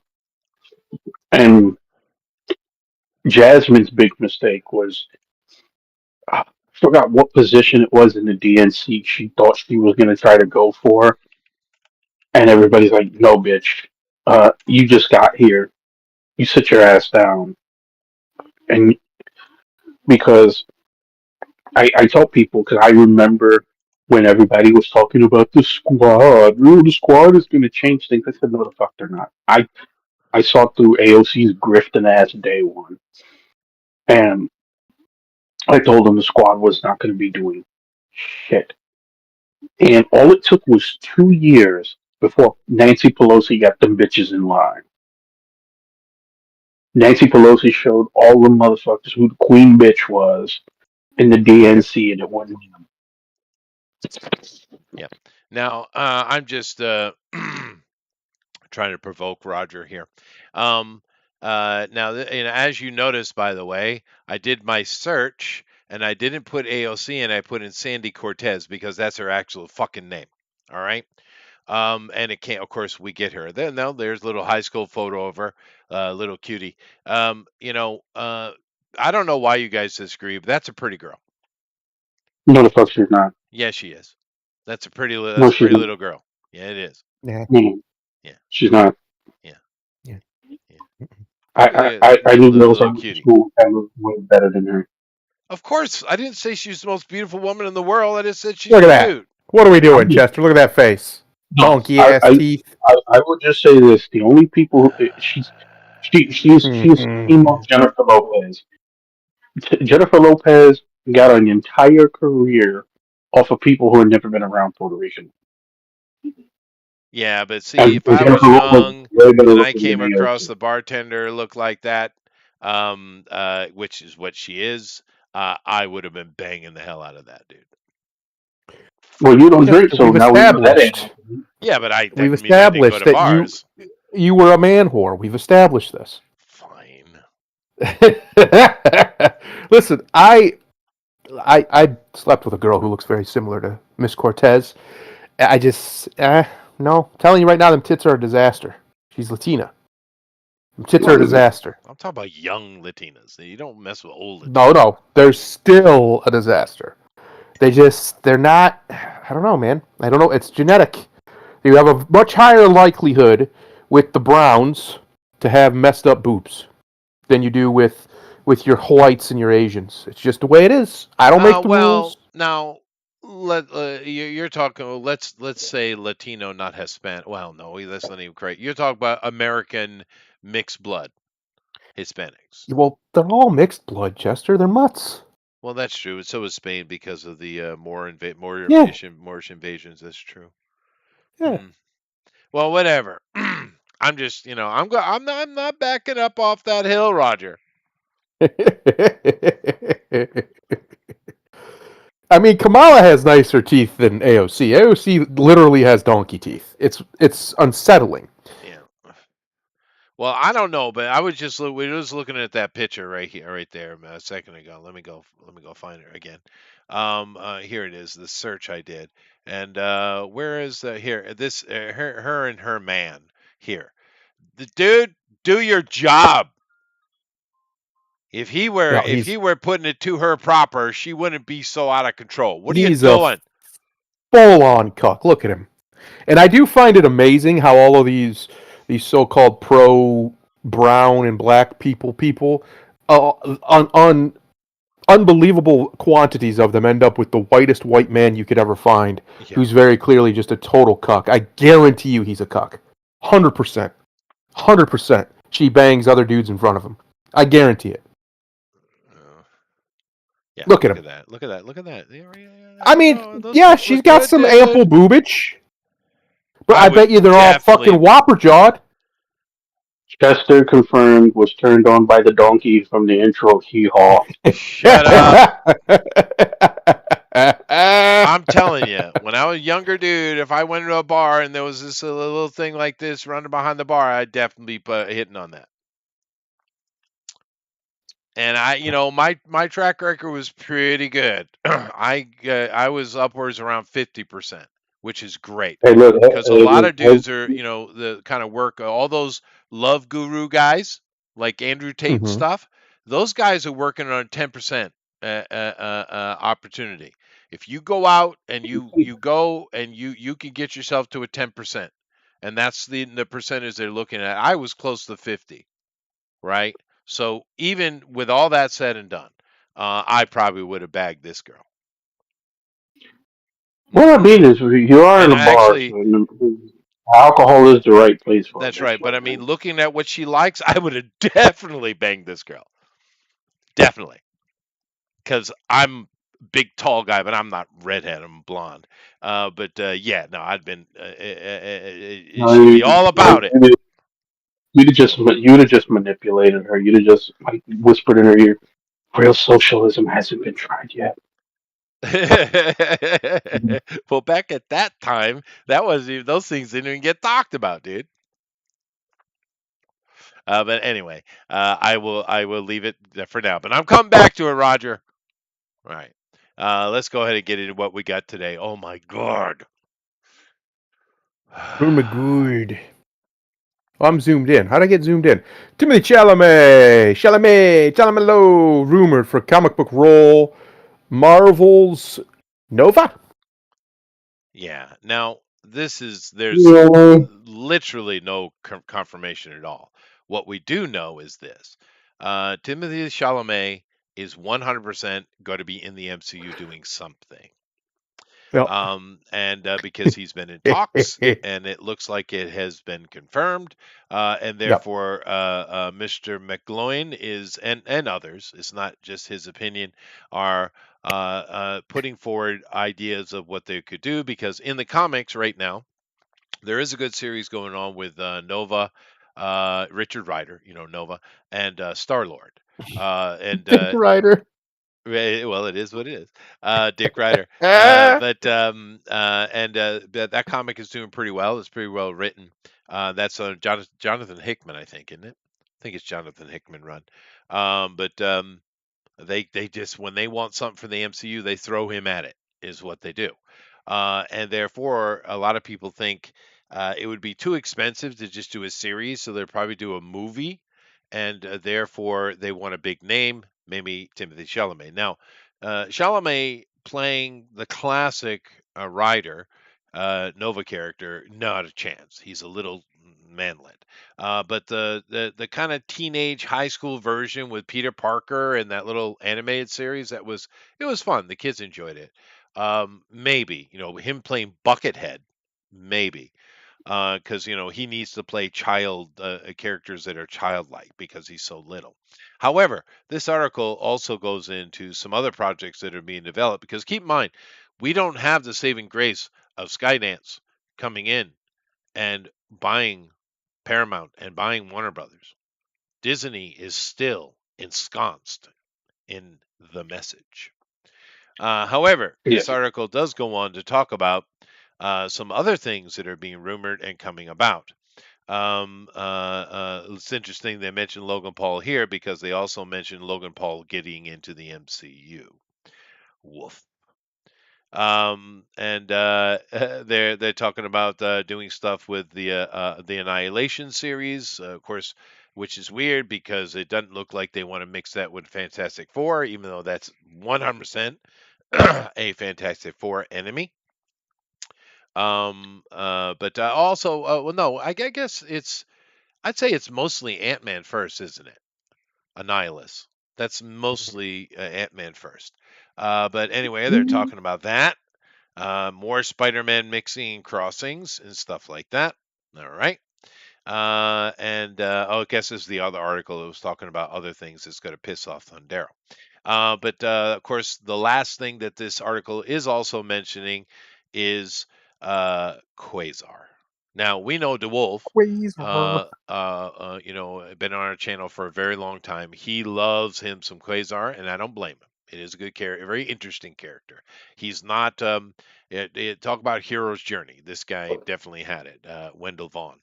But they want to bring Quasar in, so they want to go more cosmic. Now we know this, because they introduced Fantastic Four.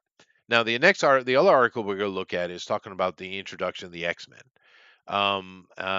So these are the things coming in the future. We're going to have mutants coming in, and we're going to have more cosmic from Disney. The problem is we've seen some of the cosmic, Captain Marvel, Miss Marvel, the Marvels, and we've seen their cosmic, what they want to do with it, and it's a tragedy waiting to happen. So Timothy Chalamet is going to do something. And they're speculating as to what. Is it going to be Quasar? I doubt it. Is it going to be Ryder in the Nova or the Buckethead version? That's what they're speculating. Logan Paul is also being mentioned. Is going to be in the MCU, which, okay, fine. And this is that comic I was telling you about with the new one is doing really well with Star-Lord and Nova.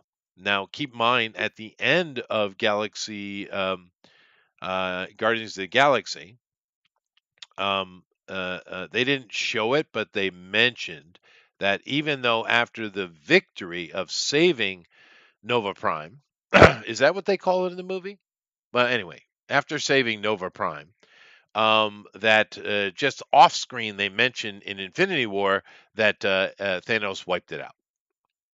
Just as an aside, we went through that entire movie with Ronan the Accuser and all of that stuff, and then saving the day, and then just as an offhand comment in Infinity War, oh yeah, they were wiped off the map. So Thanos said, "Ha, you thought."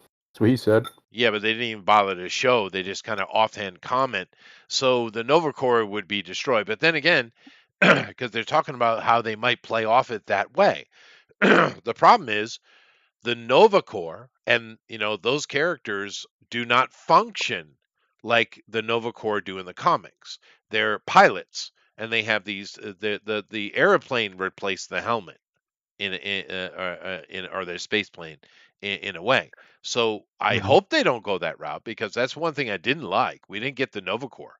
We got military pilots and Air Force. It was weird. Yeah. But with all that said, that's a lot being said. That was. Yeah. What do you think they're going to do with Timothy Chalamet? Because he's definitely got a job over there doing something. Iceman. Oh God. Yeah, young Bobby Drake, maybe. Bobby Drake. I mean, because Bobby Drake don't need to be, big. He's never been a really big guy. He's a littler guy. And play as a kid. Make sure we keep him shaved. I think he'd make a good. I like Timothy Chalamet. I know you don't. I like him. I think he's a fine actor. He's just really small. So I mean, he's really small. Like he's smaller than Tom Cruise small. Like He's small, small. small. He's really teeny. Yeah, So I mean, I don't know if you're gonna play gay Bobby Drake, maybe. they could. I mean, but listen, he's got one of the. I mean, he's been in a relationship for like 4 years or something like that with a Kardashian. He whether you like it or not, Chester, this young man here is a sex icon. No fucking way. Yes, the women love him. Dude, Love him. fucking mind. Little Timmy boy, they love him. Big fan of old Timothy. That's how far the standards have fallen. But my point is, I think if they wouldn't date any guy that's small in real life. they would if it was Timothy Chalamet because he's got money and clout, but a normal guy, no. He's just kind. I mean, they. I see there's. He's got that boyishness, right? That Yeah, women like. Dude, he just looks like an ugly Jew. What are you talking Oh, about? he is a Jew. I know he is. But he just looks like an ugly Jew boy. It's pretty telling you, standard. women love him, especially that picture. It's like a picture there. The women just cream their shorts over this gentleman, this young man. No, you were the one you had back down there a ways. But any of them. He's got the right jawline. He's got the hunter eyes. He's got the nice dark hair. Women love him. I'm telling you, he's beloved by the females. But regardless of all that, is what the women are about. Is what you're telling me. I'm telling you. What Thundaro is saying, they see a picture of Timothy Chalamet, and Hungry Eyes starts playing in the background. Is what he's saying. That's right. That's right. This is what you're telling me the ladies are all about. This. Chester, there are ladies who wanted to have sex dramatically, desperately with Prince. And he was smaller than him. And ugly. Yeah. Prince was not a good-looking guy. No, that's he true. was not. But this is... Well, Prince was very effeminate as well, wasn't he? Yeah, women love it. They love femboys. I don't know why. Dude, I'll never understand it. This is a gay boy. What's that word you taught me again? You and a twink. Yes, that's what he is. Yeah, he's quite the twink, but they love him, which is funny because he's not. This is all PR bullshit that somebody tells him to do, and he does it. When you see like I've seen him do he did Cody Rhodes' podcast, right? And he's just dressed normal. He's just small. He's just a really small guy, but he was just dressed normal. He wasn't effeminate at all in that podcast. For instance. And he had his head shaved, believe it or not. He didn't have all that hair. I don't know if that was for a role or what, but he was pretty well buzz cutted. But regardless, my point is, I genuinely think he could probably play a good Bobby Drake, especially if they did something important. Because I like Iceman. I've always been a big Iceman fan back when I used to read comics. Cool. Yeah. You could do some really cool stuff with Bobby because I don't think they're going to. They might, but I don't think they're going to focus on like Wolverine very much in the new X-Men because the last one was basically just his show. I think they're going to try and make some of the other guys more central and go from there. And I think Bobby's perfect for that. I think if he's done well with the right actor, Bobby's charming. He could easily be a lead character. If not the lead character for the X-Men in the MCU version. There's no reason he couldn't be. Especially if you have somebody, a strong Professor Xavier and a strong leadership above him. This article at all, dude. Oh, God. Well, okay. These are hypotheticals, all right? That's all. Alan thinks they'll make him Sabretooth. I think that would be hilarious. Now, he's with... no, they should make Alan Rickman Sabretooth, or whatever his name. That's not his name. What's his name? The guy who plays Reacher. Rickson. Rickson. Rickson, yeah. I just saw his War Machine the other day. It was all right. It was very Independence Day-esque in its over-the-top drama.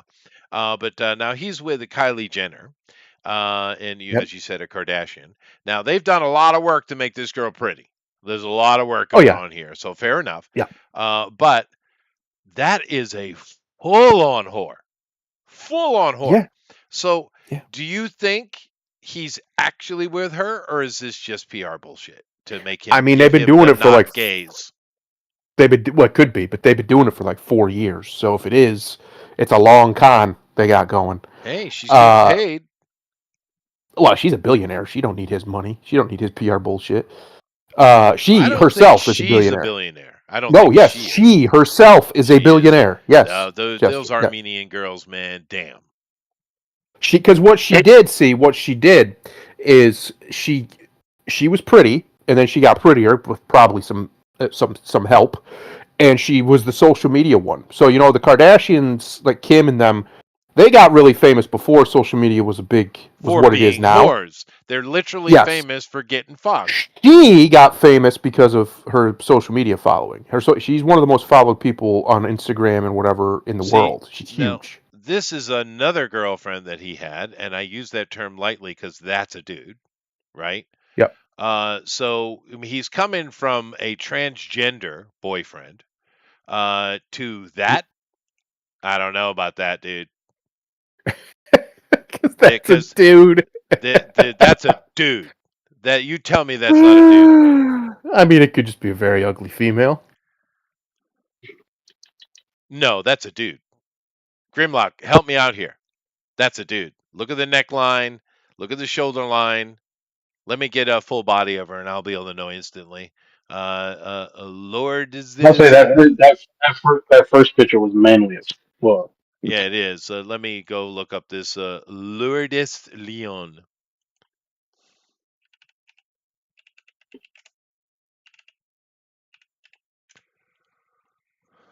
I didn't spell that right. That's all right. Hey, I fixed it.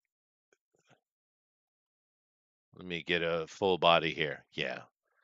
Notice that it's covering the dress is not allowing the waistline to come. Look how high. Look where the Adonis belt is. Yeah, I'm an anthropologist, guys. You can't fool me. I've actually studied anatomy quite extensively. That is a dude. Look at where the Adonis belt is. Look at it, dude. Look how low it is. Listen, That is a it could be. man's. Maybe that's how Timmy gets down. Maybe he likes both. He swings both ways. Switch hitter. He's No, I Hollywood. think they're They do just that trying to weird shit. hide his twinkiness because they want to make money Oh, off of him. come on. Just because he's a pretty boy, right away he likes to suck penis. Well, no, I mean, yeah. He's like, no, but yeah, that. Listen, I don't care personally. I just think he's a good actor. Everything I I've don't know, seen him man. in he's been like the main character, I've enjoyed. So Yeah, I right can't here. This shit photo on him. is all we need. Once again, And it's an there's a anthropological certainty, guys. Take a look here. there's a lot of linebacker built women roaming these plains, boys. So Yes, but there's a difference between manlish woman, and a masculine woman, and this. Because if you look here at I don't know if you can see. I'm assuming you see my mouse moving. Um, at the waistline, we have the Adonis belt, right? And men's Adonis belt and our waistline is different than women, right? Because our pelvis is different. We have different gear, you see. Okay. So if you look here, yeah, sure, they got some tits in here, and those look quite natural. So good job on that, I guess. But if you come down here, if this is a woman, her Adonis belt, her waist muscle line would be starting right here, right? Would be right in here. But as we see, it comes way down to here, right? That is a man. Listen. Maybe he You hits can't for both argue with teams. me. I'm a Chester. freaking professional, dude. You can't argue with me. Chester, maybe he hits for both teams. All right. He's a modern man. He's one of these modern boys. They like to suck on the pee a little bit. Although to be fair, he is wearing a little bit of the height enhancing shoes, but that is a very short dude as well. But then look next, we have an actual dwarf. So sweet. That's right. Yep. A dwarven. They're dwarven. Yeah, that's a dude, 100% dude. Okay, so I don't know. Don't really care actually. But let's move on here away from this. What do you say? But wait, hang on. If he's probably going to be in the MCU because he's like the new Well, he hotness is. right now. No, he is. He is. What do you think? What do you want him to play? If you got to pick something, and don't pick something bullshit. Got to pick something. He is a big name. He does draw. What do you want him to play? Um. What do you think he'd be good at? I honestly think he'd be a good Iceman. I think he'd be fine at that. He might be, but the problem we have with this is he can act, especially when he's doing little dancey stuff. But he's no good at action, dude. We've seen this. Dune taught us this. Well, it's Um, MCU. You don't. I yeah, mean, it's all. well, but he still needs to be able to have some kind of presence. Especially if he's Iceman, he'd be all Iceman'd out. Yeah, no, I mean maybe Iceman. What do you think, Grimlock? Who can he play? Because he's probably going to be a mutant. That's the So next thing. Yeah. What do You you say say? Toad? You Toad? said Toad. Dude, he would be a good Toad. He'd be perfect. Listen, I like Toad. Um, Toad got nothing but disrespect in that X-Men movie. Nothing but disrespect. Toad's a good character. he I is a like good Toad. character. I like him. Honestly, Pyro. Yeah, I was thinking Pyro too. Would be if you're gonna go more. He's gonna be more of a bad guy or whatever. Pyro would work. Yeah. If you got to go There's a good lot guy, really because you know who he honestly, could play. You're gonna hate this, but I'm gonna Go give you ahead. my opinion. As far Yep. as good guy, Nightcrawler.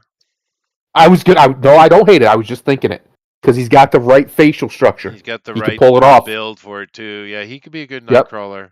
Yep, You he know, could. but The problem is I don't want them making Nightcrawler because they're not going to make him Christian at all, or it'll be very superficial at best. When Nightcrawler is hardcore zealotry levels of Catholic. This man. He's zealotous. That's true.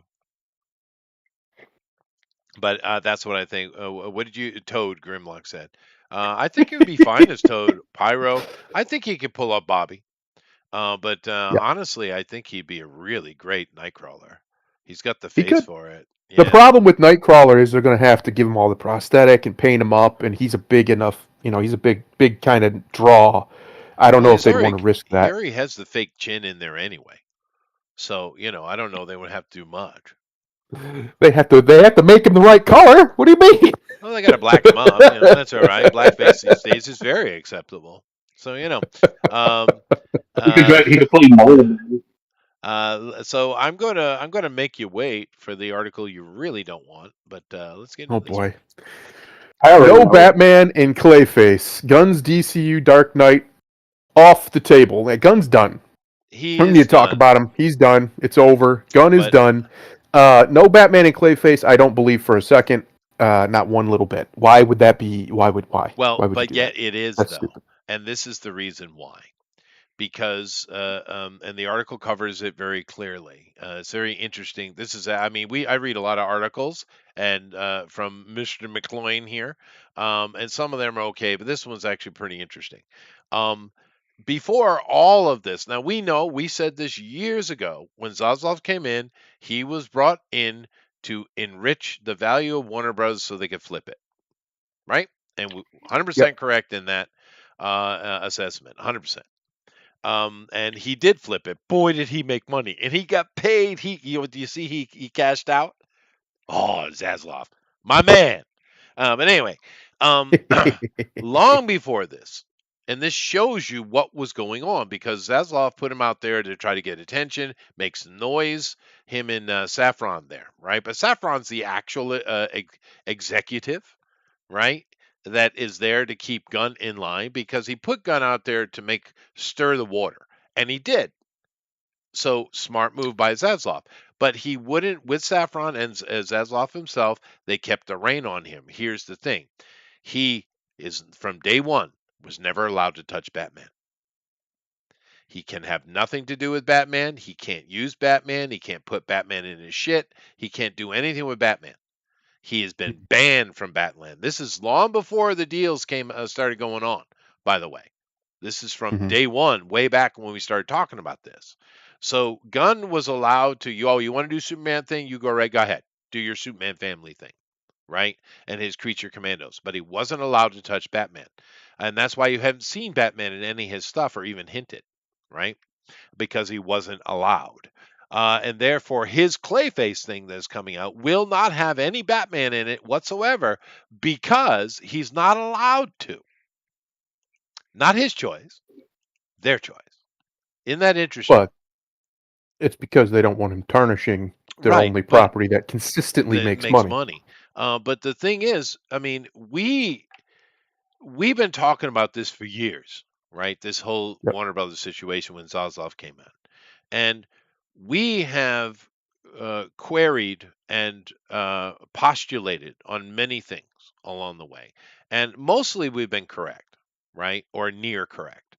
But boy, that information right there solidifies a lot of what we've been talking about for years, dude. It really shows us that no, because a lot of people worried about Gunn coming in, but Zaslav knew what he was doing.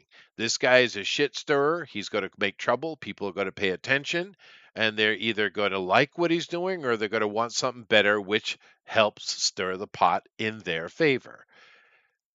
Zaslav's smart dude. That dude is smart. He played Gunn like a frickin' fiddle, dude. So I'm patting us on the Yeah, back, if no. you don't mind. 100%. I'm with you. I'm 100% on board with you. No, it's good because fuck James Gunn. Yeah, fuck James. I've been a James Gunn hater since a long time. Yeah, I gave him and it ain't benefit of gonna the doubt, change. but he proved me wrong. So Yeah, he couldn't. I said it from the beginning. He's the wrong guy for this job, point blank, period. He was never going to make a successful Superman movie because he fundamentally does not understand Superman. No, he just doesn't get it. He's anti-Superman, really. Yes. In his understanding, this Superboy we got, right? Here's a fundamental misunderstanding of Superman as a character. Superman would never want to describe himself as punk rock. That's stupid. He wouldn't do that. He wouldn't do that. There's just a lot of self-insertion in that movie. And of course, is going forward. Of course, we don't know where all this will end. It sounds like they're fast tracking this, and by the end of the summer, Skydance will own it. So it is what it is. But he has the Clayface thing is coming. Supergirl thing is going to be here, unfortunately, too soon to cancel it. But I don't know. We'll see. That could turn out being better than we think it is.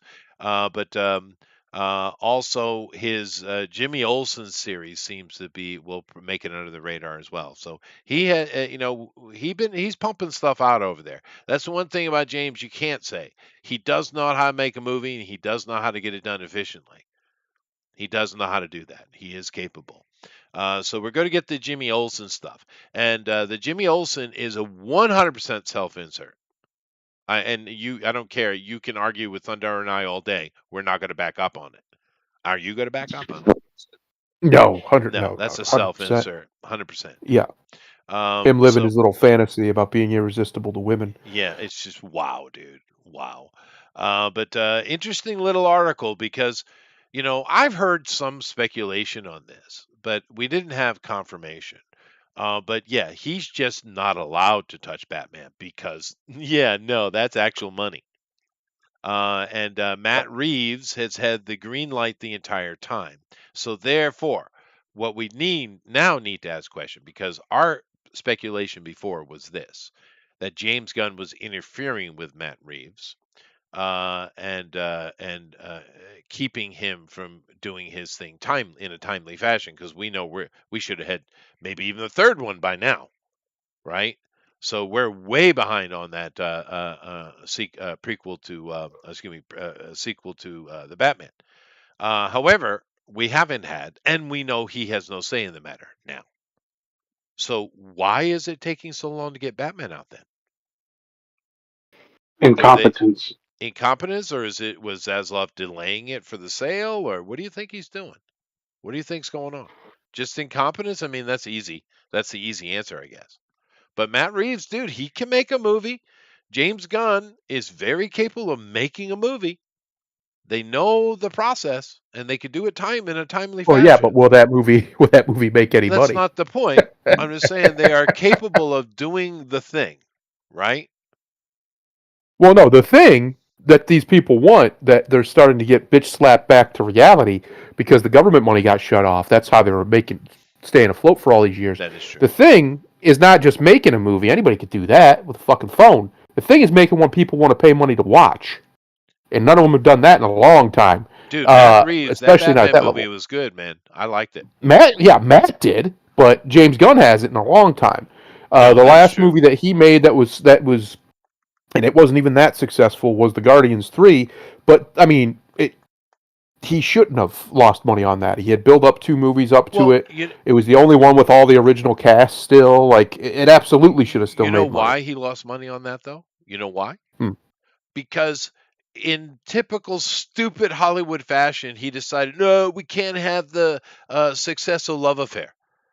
And they Yep. broke up Star-Lord and Gamora. And they For did no it in a reason. nasty way. And keep in mind, at the end of that movie, in the trailer, the end credits trailer, she goes back to her criminal buddies, and they're all so happy to see her, and they're all glomming on top of her, right? Yep. It's that's why, because no one wants. Everyone was happy to see them get together. They were happy that because they worked it right. They worked it correctly. Their love affair. And then finally, okay, third one, we're going to get to see the love affair. But no, fuck you, fuck Chris Pratt, fuck everything. That's why they lost money, because they fucked with a formula and they fucked with something that people were waiting for. Because they wanted to see, okay, well, finally they're a thing. It's a done deal, and they just did the typical Hollywood thing and break it, right? That's a big reason why. And the sad thing is, well, the ironic thing is, his thing he came out with before that, in between the Guardians of the Galaxy holiday special, hit a lot harder than Guardians of the Galaxy 3. Isn't that interesting? Wholesome. Let's go kidnap Kevin Bacon. Did you see the holiday special? That was great. That was fun. Very American. No, you guys didn't see it? I have not. It's only like 30, 45 minutes, something like that. Less than an hour.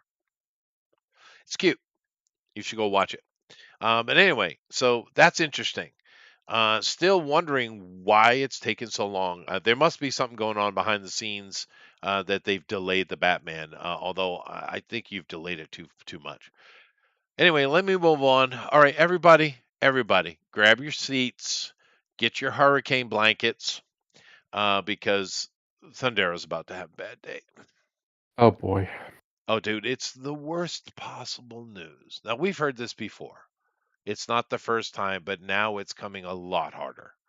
Because remember how I mentioned in their first article, this one over here, that they're trying to bring a lot of people in because they're about to kick off with their mutants and stuff, right? And cosmic. Yep. They're going that direction.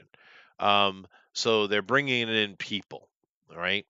And therefore, we have a lot of names that are already on board, and we just don't necessarily know what characters they're playing outside of what they have said, right?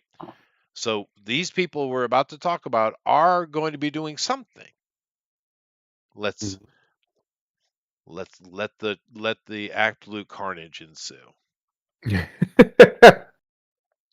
Oh yeah, I know. I've seen this. I don't think it's going to happen. Well, no, this is not the first time we've seen this. This is a much stronger confirmation of it, though, dude. MCU X-Men, Giancarlo Esposito, Professor X rumor goes viral again. I don't buy it. I genuinely don't. I think this would be a terrible. Something. What is he going terrible to be misstep? And it's definitely a mutant. Well, he was already in the MCU. Yes, people he forget. played Sidewinder. Yeah, he did. Yeah, that's right. So we'll see. I don't think they're going to do this. I think here's the main reason why. Charles Xavier. The reason why you don't want somebody like him is because he's a much better villain. He's never been able to play a good guy in anything he's ever been in. He's great whenever as a villain, even though he's an asshole. He's a great villain. Yeah. So I don't know what villain you would make him as. I mean, he's signed a contract. He has signed a contract, so he's doing something. If you're going to make him up, he could be a fantastic Mr. Sinister.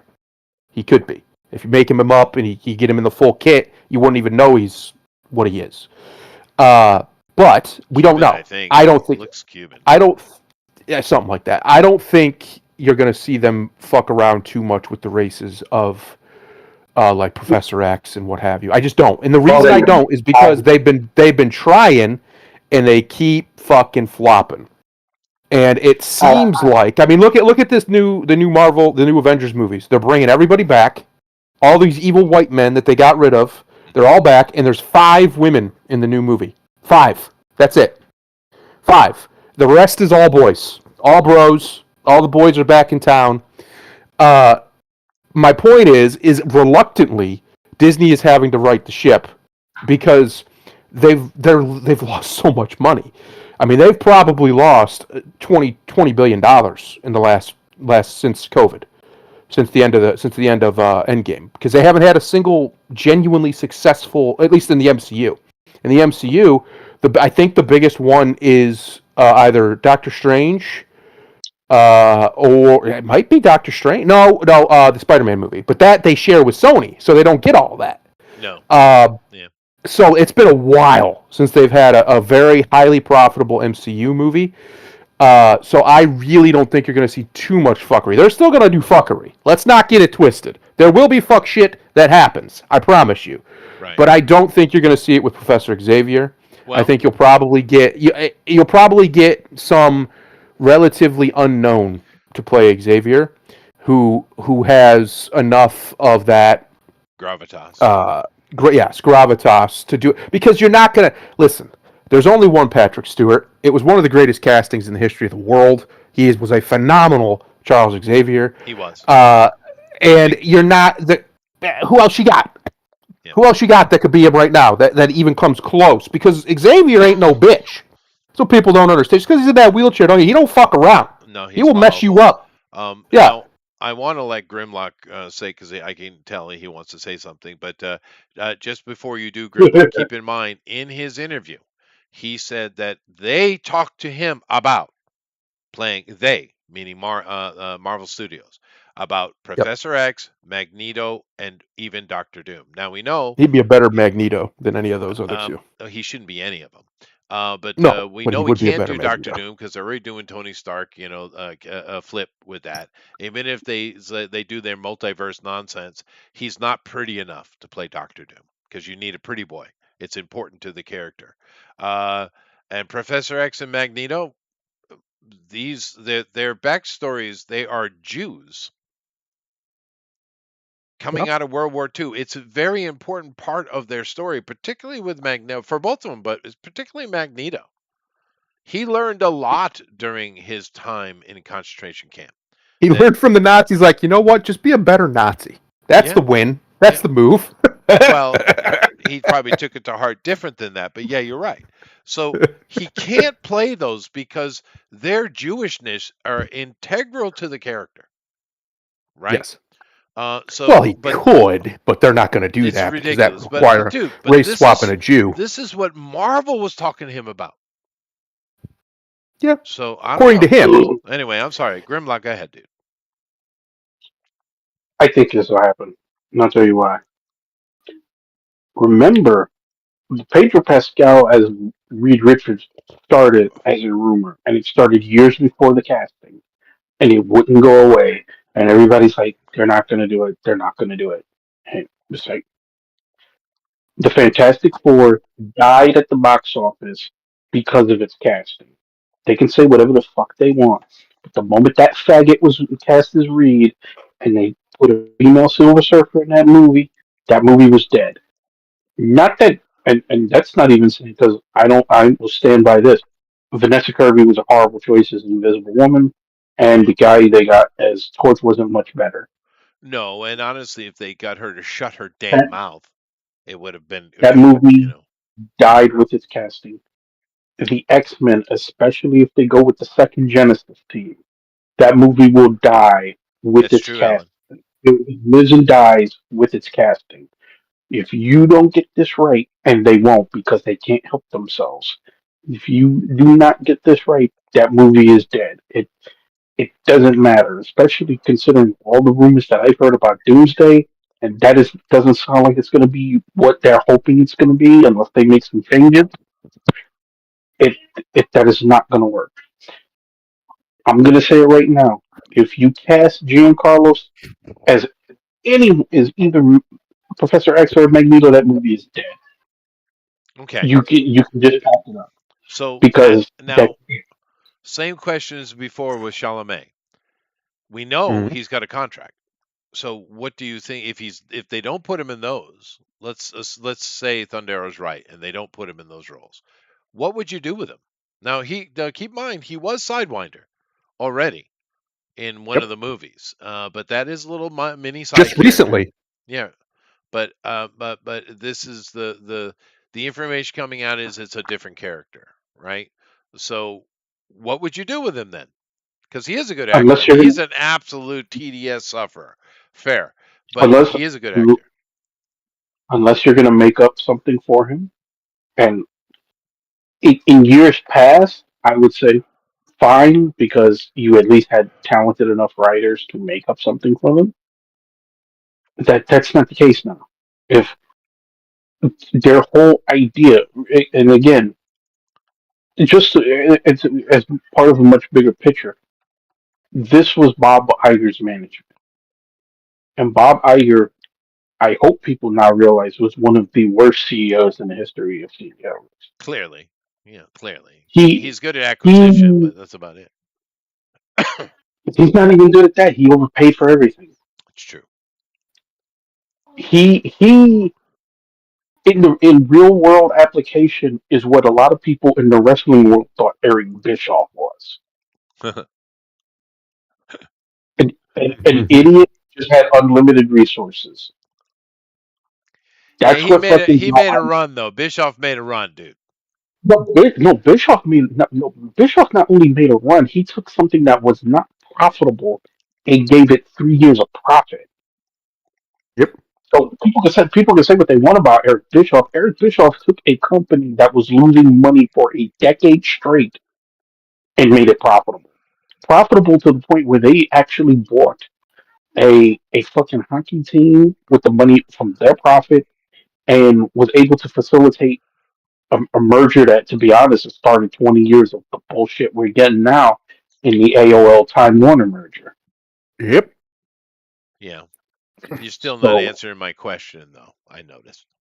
I'd sit his ass on the sideline. Thank you for your service, but you will get paid. But we got nothing for you. You don't think you can pull off Sinister? You making them up? They're not going to do that. They look. Remember Deadpool? They couldn't even be Mhm. fucked to put the girl in the makeup to be Domino. They had to make sure you knew she was black. Right, yeah, of You, course. they can't. We're talking about zealots here. Y'all acting like we're talking about normal, rational people. This fucking industry is run by zealots. They can't stop. We just talked about it last fucking week. Did we not talk about last week? These motherfuckers couldn't stop their bullshit long enough to take tampons out of the men's bathroom 5 minutes. Right, that's true. That is true. That is true. Well, They cannot stop. The ironic thing is, they're actually William Stryker in a God Loves Man Kills.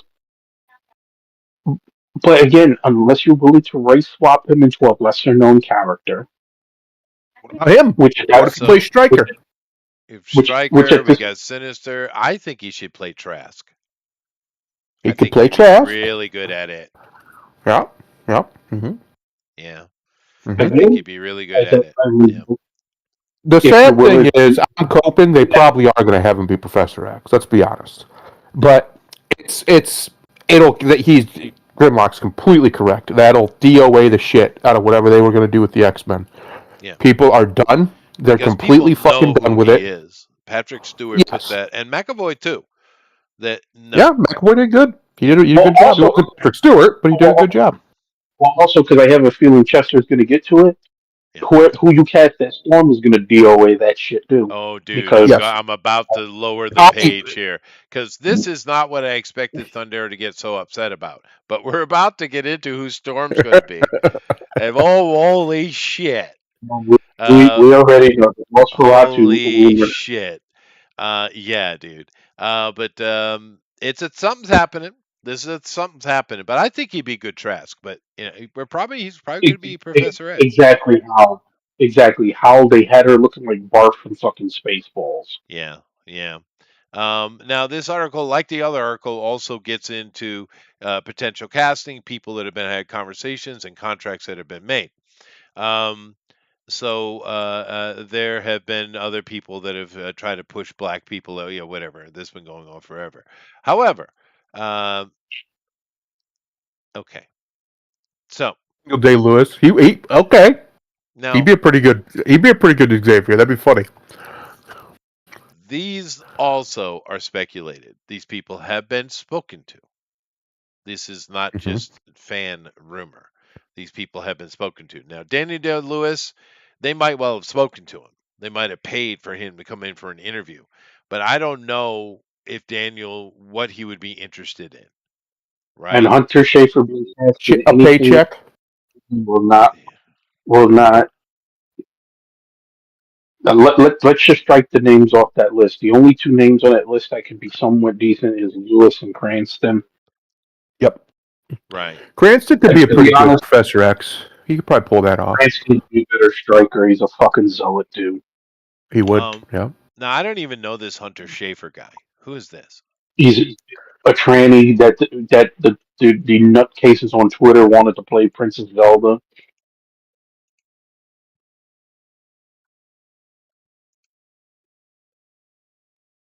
All right. Need any Well, extra? that's you're not passing really well on this one. This over here is a little better. It's a little better. You know, they're using the hair to kind of kill that jawline, but this is a little bit better. But it's kind of hard. Once again, that Adonis belt doesn't lie, buddy. But yeah, this is barely passing. I've seen passing way better than this. I've actually seen some of these transgenders these days. I don't know how much money they're freaking spending, dude. Jesus. But I've seen some of these transgender dudes, man, they pass like hell. They're actually quite attractive. But I mean, how much And money do you think it costs to get there, though? Now, in this doesn't to picture, me it you doesn't can matter. see. I'm sorry. Go ahead. Answer. Man, asking questions. Because I'm cause waiting with there's a you. message. There's a message they got to understand. The rest of this country, much less the world, is not fucking Los Angeles. True, but my You may question get. wasn't how much money Hollywood's spending. My question is how much do you have to spend to be a tranny? For fuck's sake, I dude. don't. I don't fucking know. All I know is that once you're into that shit, you're in it for life, and that's what they like about it. That's why they want these Maybe. people to fucking do that because you have a patient for life. Because you're going to be taking hormones for the rest of your life because your body doesn't produce that shit naturally. You're not a fucking woman. You're not going to produce estrogen. Yeah, but you need tit jobs, you need ass jobs, you need jaw shaving, you need Adam's apple thingy. There's like all tons of stuff, dude. These things are expensive, man. But they've been, maybe he didn't have to pay for it. But once again, same thing I was talking about before. You can see where the Adonis belt is sitting. Now he's doing everything he can to keep it tight. He's leaning back. He knows he's been well trained in how to sell himself as a female. But that Adonis belt does not lie. It doesn't lie because you can't. We don't have surgery to fix that, right? But all right, so as Professor X, fuck right off. This dude is desperately trying to sell, right? And you got to tell him to cut his hair off. Fuck, no way, dude. But where are No, we? they were. I guarantee you that. I guarantee you, I know who the freaks on Twitter want him to play. Now, I tell you right now who they would want that freak to play. They'd want him to play Mystique. well, Well, he might be able to pull that off, though, dude. He might be able to pull that off. Actually, he's got the build for it. Where's that picture I was looking No, at? Where's that picture I was looking at? That lanky lean back here. Here. He could play Mystique actually. I think he could sell. I think he could sell that because keep in mind this article is looking at them as potential as Professor X, but we don't know other than Esposito in the interview saying what they talked to him about.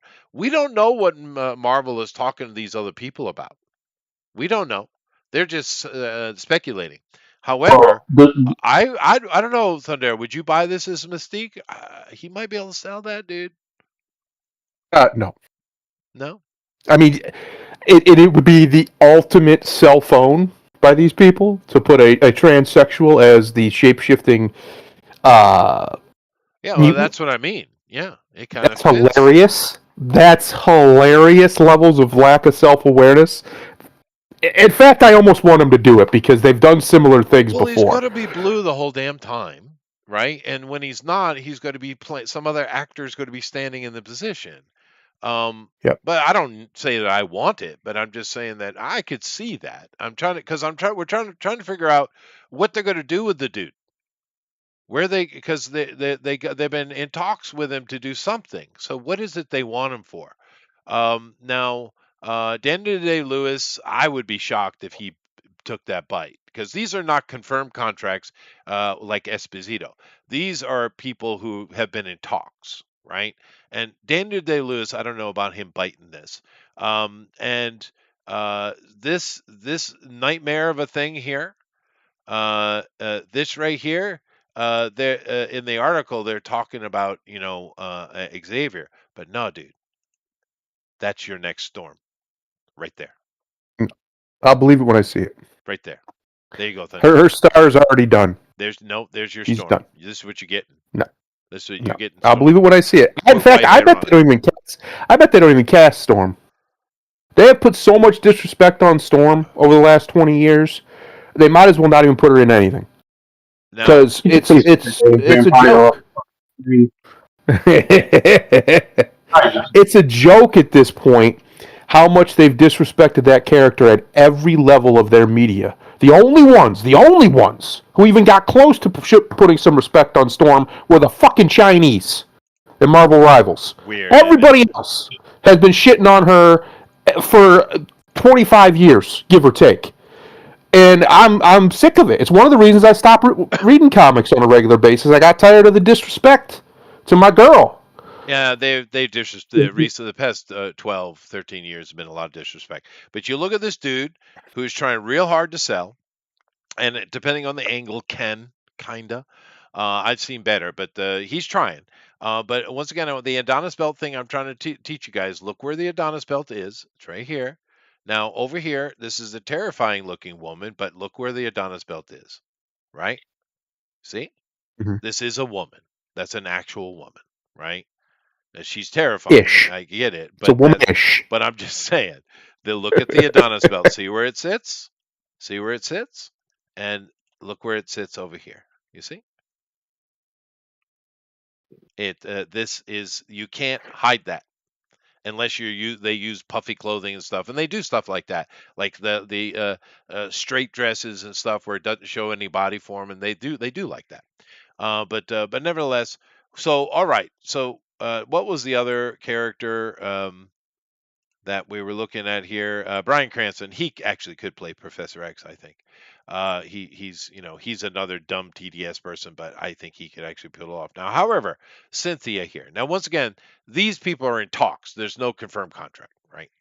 Now this dude over here, what's this dude's name again, Grimlock? You said Schaefer? Well, Hunter Schaefer. Now they're you know how they are. They're going to be desperate to find a place to put this dude, right? So we're going to see him do something. Well, see, the thing is with with Orivo and Hunter, I think that's more of their fan base trying to trying to will that into a reality than because No, Hunter Schaefer the MCU doesn't. sat down with him though. I wouldn't be surprised if they did, but I'm saying as far as them actually doing it, that like the whole Orivo thing, that was her fan base because of the popularity of the first Wicked movie. Everybody thought that lunatic was going to be the next big thing, and I'm like, she's unlikable. Well, And she's vampiric. it's not even vampiric. The bitch is unlikable. Oh, She, if, if there's a poster child for why it is okay to slap a woman, she is one of those poster child. fair enough. Once again, back to the dude from last week. Now Mabel Sheik has decided to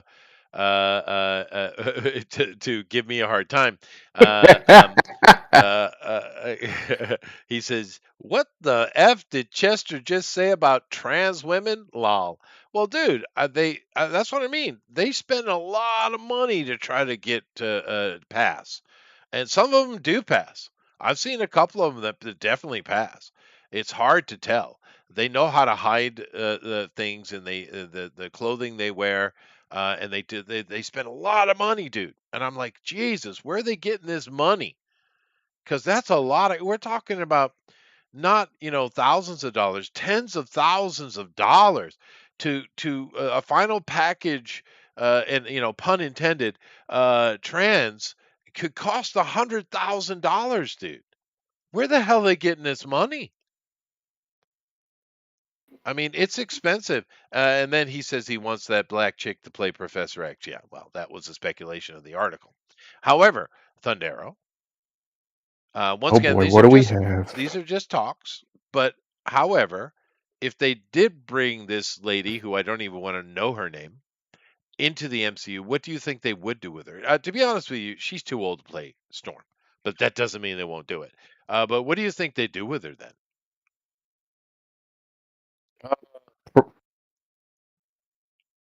Hmm? Probably, if they don't make her Storm, which if there's a God of the universe who loves me, they'll never allow that to happen. Probably either like Mystique or another character of that ilk. Because, I mean, honestly, sure, there's other Marvel characters, but we all know they're going to be focusing on mutants here after these two No, movies, they and maybe definitely even are. during these Yeah, they're movies. going mutants and cosmic. Yeah. Yeah, so the muties, I mean, there's a lot of options with the mutants, There right? are. There are. Yeah. So it's hard to say. It really just depends on what they're going to focus on. Are they going to focus on that same core group of the I wish X-Men they that we got wouldn't. in the last set? Why don't I don't know. give us Charles Xavier's Academy? How about that? That would be, We do a could. series.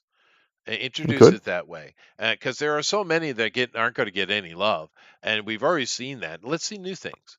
I don't know. Once again, these aren't confirmed anything. This is just sit downs. But they would love to use her because she is hot, and they're not. They're stupid. But this right here, this dude, I guarantee you they're going to find a spot for this dude because We'll see. he's exactly what they want. This dude right here. 100% what they want. They're going to find some hole to put him in. Calypso, I'm gonna be honest. that's not bad, Roger. Calypso's not bad. I'm gonna be Although honest. we saw All of these Calypso in the people, Sony one though, in that Not Craven movie. I'm sorry, Grimlock. all of these people are too fucking old. That's also the fucking problem. That is another Every last problem. one of Yeah, them. yeah, you're right. Every last one of them. I move them on to something else. Tell them, hey, look, we're sorry for wasting your time. Here's a buyout. Bye. If you're really serious about rebooting your MCU, and you're gonna start with the X-Men, not one of the X-Men should be above that your cast should be over the age of 30. Charles and Magneto should be the only castings over the age of 35 that should be allowed of those two of the main cast. Yeah, the old dudes Everybody can else be should old be dudes. Yeah, that is true. yeah, Yeah, everybody else should be 30 and under, so you can at least get 10 to 15 years out of this shit, yep, if that's your plan. yep. You just throwing a bunch of you basically just saying you again, like I said, they can't stop. They're still doing the same shit they already did. Yeah, Throwing a bunch of names and a bunch of old ass names at this point. What does that do? yeah, that's true. Nothing. Well, let's move Because you're on gonna to. get let's just say you actually cast Esposito and another black dude as Professor X and Magneto. How many movies you getting out of that? Yeah, you're not going to get a lot. It's true. But we'll see. For me, it's gotten to the point, it's just entertainment to see the debacle. I'm just enjoying the debacle because I'm not getting any love out of it, and that's for sure. But there is something very interesting, though, kind of keying on what you've already said. You've made the claim already today, Grimlock. Why don't you read this headline, please, sir? Oh boy, she's faggot over here. Yeah. Pedro Pascal fans revolt, shut down major fan page over gay Zionist boyfriend rumor. Okay. Now, So all the other deplorable shit that he does, that's fine, but that he might have some Jew boy as his now that you're right. That's right. And so, what are they upset about? They're not upset that he's gay, because of course he is. Obviously he is. I mean, what's wrong with your gaydar? This guy's mega gay, just like Oscar Isaacs is mega gay. But he's been out dating quite a bit with this gay soccer player from Argentina. This is the pretty boy. He likes these kind of pretty boys. Ooh, look at the pretty boys. But the problem is not the gay thing at all. Of course, you know that's not the problem. The problem is this guy is a Jew. And Pedro has many times tried to stand up for the Palestinians against the evil Israel. Right? He's one of those, right? He's been very, very vocal about it. And so they're like, dude, you are betraying what your own words. I don't know why, because just because he's a Jew, what does that mean? Most of the people that hate Israel the most are actual Jews. I don't know what you're talking about. Whatever. That's why he's in trouble, because he's been out dating this soccer player guy, and he's getting hell because he's Jewish, not because this dude here, this soccer player, has said anything against Palestine or said anything at all. It's just he's Jew. But it's like, everybody around Pedro is Jew, and for all I know, he's half or quarter Jew. But boy, are they upset. Love it. Eat them. But eat yourself. But I just found a few other comments because I checked around on this a little bit. A lot of people coming out and say, Pedro's not gay. Stop. Dude, is there a person more obviously gay than Pedro Pascal? Maybe Oscar Isaacs. I mean, interesting. The two people I always mistake for each other. Yeah, but I mean, he's clearly a gay dude. Now, I think Pedro can actually act. He can. I think he got himself in a situation, other than his stupid noise and his TDS. He got himself in a situation where he just accepted too many contracts because you're getting people are becoming kind of jaded to him. It's just too, Pedro overload, right? And that's his own fault and his agent's fault for accepting too much. But I don't know, get paid now, I guess. But I just thought it was funny that people were surprised that Pedro was gay, and it was like, well, dude, are you okay? Yeah, why are they surprised? No, he's very clearly put penises in or around his mouth. Oh, we've seen him in interviews and at concerts and stuff. He's so freaking gay, dude. The way he is when he's happy. Remember how early Grimlock was talking about Lizzo and talking about the happiest he'd ever seen her was playing that damn flute because that's who she really is. Him at a concert dancing and putting fake dicks in his mouth, which we have video of. Look how happy he was. Happy. Couldn't be happier. Couldn't be happier. I'm going to get some cigarettes. I'll be back in a second. You guys can talk about the homosexuality of Pedro Pascal. Oh God, that's exactly what I want to talk about. I also disagree with him being a great actor. I just think he's been fortunate enough to be in popular shit. Could be. He's a right place, right time kind of guy. Because I'm not saying it doesn't help, but if you're a great actor, you could be in dog shit and people be like, well, the movie was dog shit, but that guy was great. Yeah. Up until Game of Thrones, you never heard who this slimy faggot was. I will say this. Game of Thrones and the consequences of Game of Thrones have been disastrous for the entertainment industry. So many of the people who got slingshotted out of that are utterly insufferable. Just insufferable, and they're all over the place. He's a great example of it. And honestly, even though I like him, so is Momoa, because that gave him kind of like a restart to his career. But he's a completely insufferable douchebag, unfortunately, ever since he got divorced. Momoa was around far beyond before that, though. Yeah, he was, but his career had sputtered out until he got what's his name? I can't remember the guy's name, the character's name now. But regardless, my point is, Game of Thrones, because it was so big, a lot of the people that came out of that have actually gone on to do things, like Pedro, which is probably the most successful, I'd imagine. They're just insufferable douchebags, and he's an insufferable douchebag. I really cannot believe that we live in a world where John Krasinski exists, and he's not currently Reed Richards in the MCU. I don't understand why they did that. I'll never understand. Actually, yes, I do. I'm being stupid. It's because he's not a wacko liberal. That's why. Krasinski. He's not. He makes far more conservative stuff. He's done it more than once. And as far as I know, I've never heard him say anything wackadoo toodaloo out there. He's just a mostly normal guy who married a really beautiful woman, and he makes movie and TV shows. That's what he does with himself. Kind of like a Chris Pratt, but obviously Chris Pratt's a much bigger star. It's shocking to me that we're stuck with this goofball as our Reed when we could have had John, who was perfect in every way. Like, he looks like him, he's built like him. Yeah. He's a perfect Reed Richards. Yeah.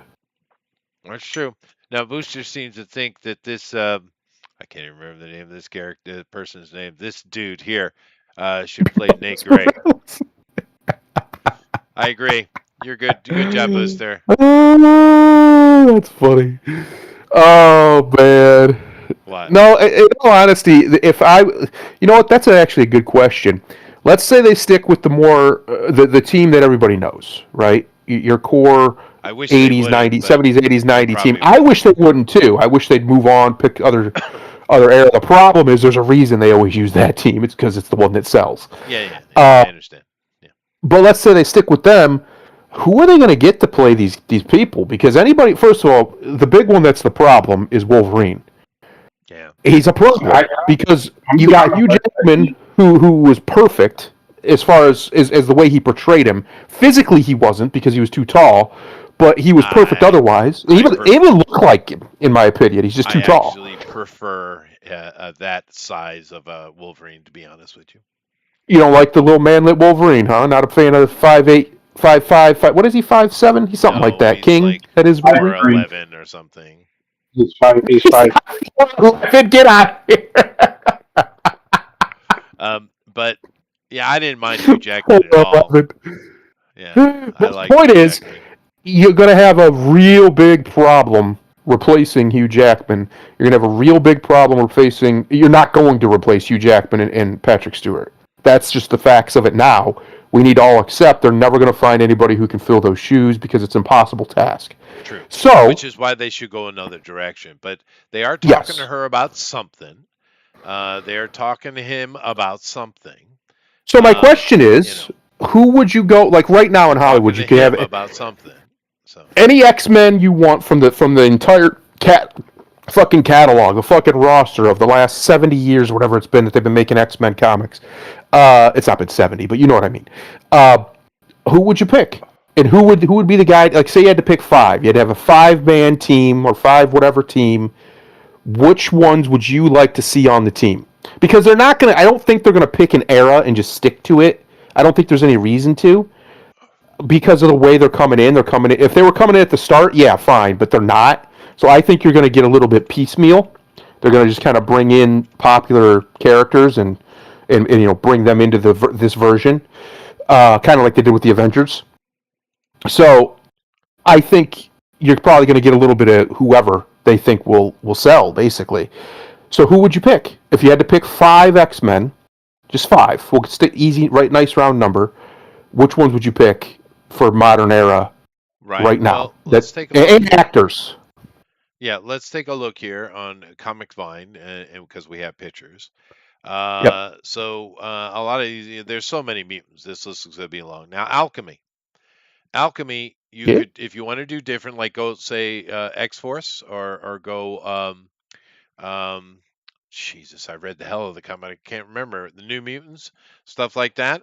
Alchemy could definitely be a person to have in there, and I would cast the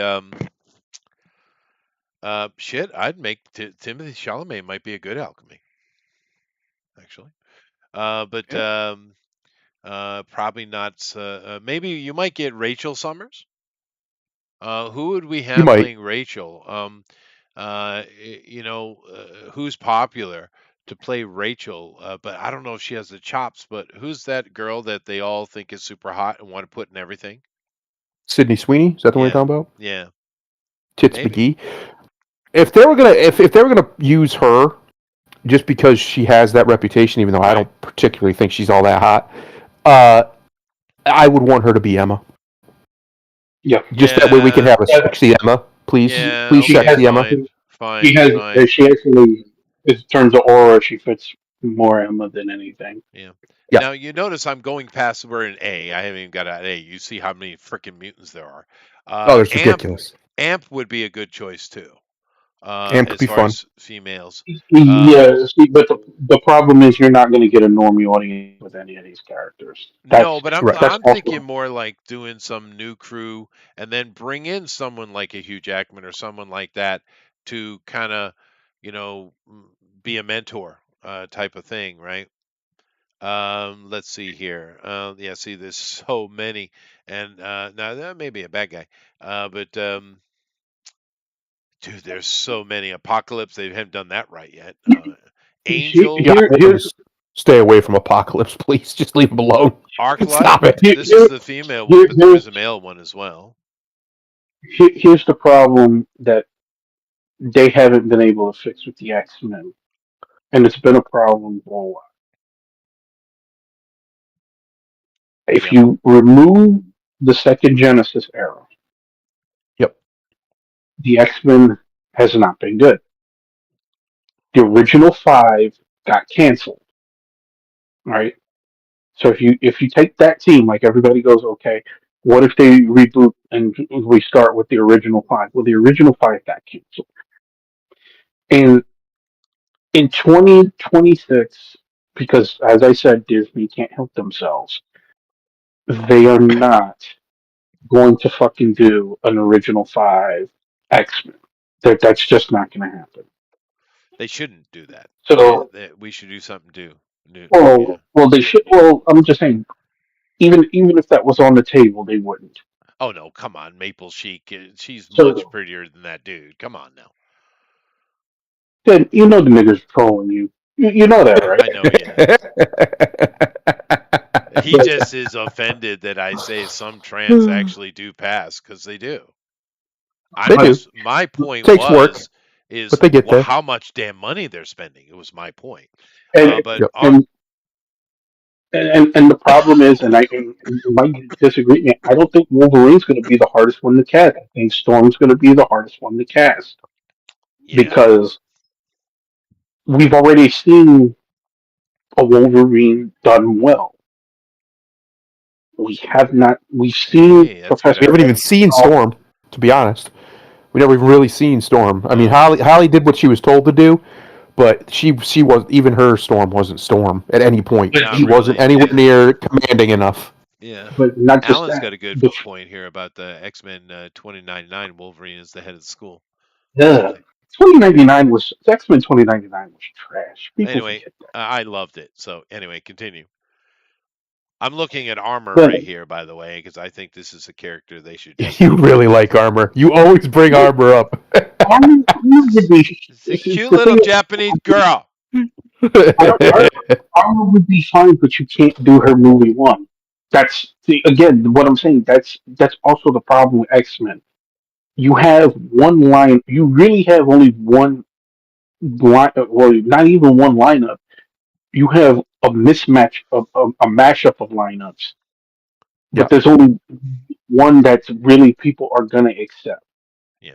and it's gonna Avalanche. be that mid '80s Banshee. to the mid '80s, early '90s X Men is gonna be the lineup you have to go with because one, it's gonna get the normies. Yep. Two, it's the most beloved, and again, as we said with the Fantastic Four, Disney needs a home run. Going up and hitting a single and getting a walk is not gonna fucking get it done. You need a home run. You have to fucking get this right. You have to go find a storm that fits physical presence, and you got to get somebody who understands the character. She's also got to be pretty. She's got to be beautiful. That's true. Storm's That's what I'm hot. saying. You gotta get somebody like all these people that most of these fan castings they're not right. They're too old. They're too light. They're too ugly. she's a hard one to cast because remember she's supposed to be one of the most beautiful women in the universe, in the Marvel universe. Yep. In addition to the power she has, Well, and she's also a leader. that too. Yeah. We could go with Great Lakes Avengers and Big Bertha. Just saying. Oh God, this guy. Cast Lizzo. Oh, that's right. She lost weight. Bishop. We Oh haven't seen Bishop God. yet. To get If her, I had to pick personally, if I had to pick a team, because he's probably correct. In fact, I think I've made the same point that they're going to have to go with, the group that everybody knows, my favorite group, the group that I was raised on. But you don't have to necessarily bring them all in at once. You could build up to each one, and I think that's what they should do. They should do smaller movies where you have kind of like how you had what they did with the Avengers, smaller movies where you have Xavier show up and recruit them and bring them into the team, and you get to do their backstory. Yeah, well, you get to do their backstory and go from there. And I personally, if I had to start, Storm would be the one I'd start with, and I'd start with her as the leader because Storm was a great leader. She was the best leader, actually, the X-Men had, in my opinion. Oh no, that's Cyclops, right? Right. Yeah. Well, here's the other thing. If they wasn't so retarded, and I'm not saying they should do it because I want Mark Ruffalo gone. Here's another way you can introduce the fucking X-Men. We've talked about this before. Do another Hulk movie where Hulk is hiding in Canada, and guess who he runs into? Department H's best soldier. Mm-hmm. Could do. Yeah, that's They true. send them up. They could also do the Cannonball Penance run. That would be interesting. Well, no. Darker, well, see, here's what I'm saying. Here's what I'm saying. You can act because one of the big Marvel mistakes is always doing these. Everybody's got to have this huge villain. No, let's not do the huge villain. Go out, have Hulk hiding in Canada. Department H becomes aware of Banner.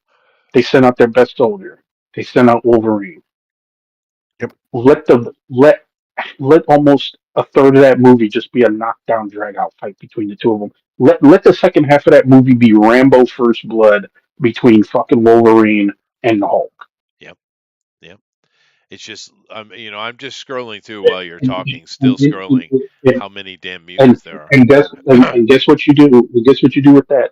At the end of the movie, Wolverine's telling off Department H, but as he's telling off Department H, guess what? You got Professor X and a young Aurora Monroe by his side saying, I would like to talk to you. Yeah. Could do. Yeah. Could do. And of course, then we could bring in Hellcat. Yeah.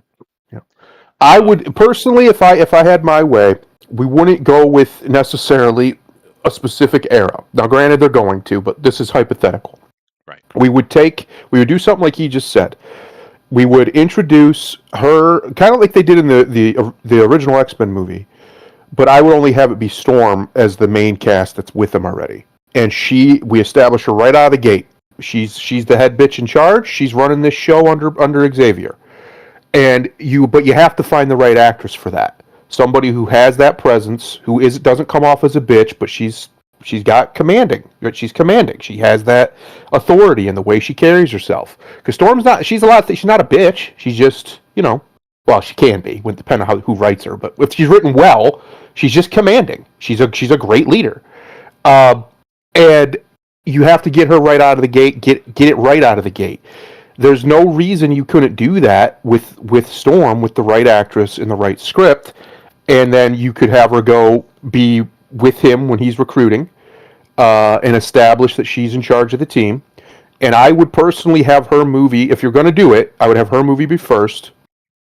Just establish her backstory, whichever version of it you want to go with, and run with it from there. And there's literally, I am too. You would think they would, especially since there's very few people who would argue, unless they're completely ignorant, about Storm leading the X-Men, because the best run in X-Men history, she was the leader during that time.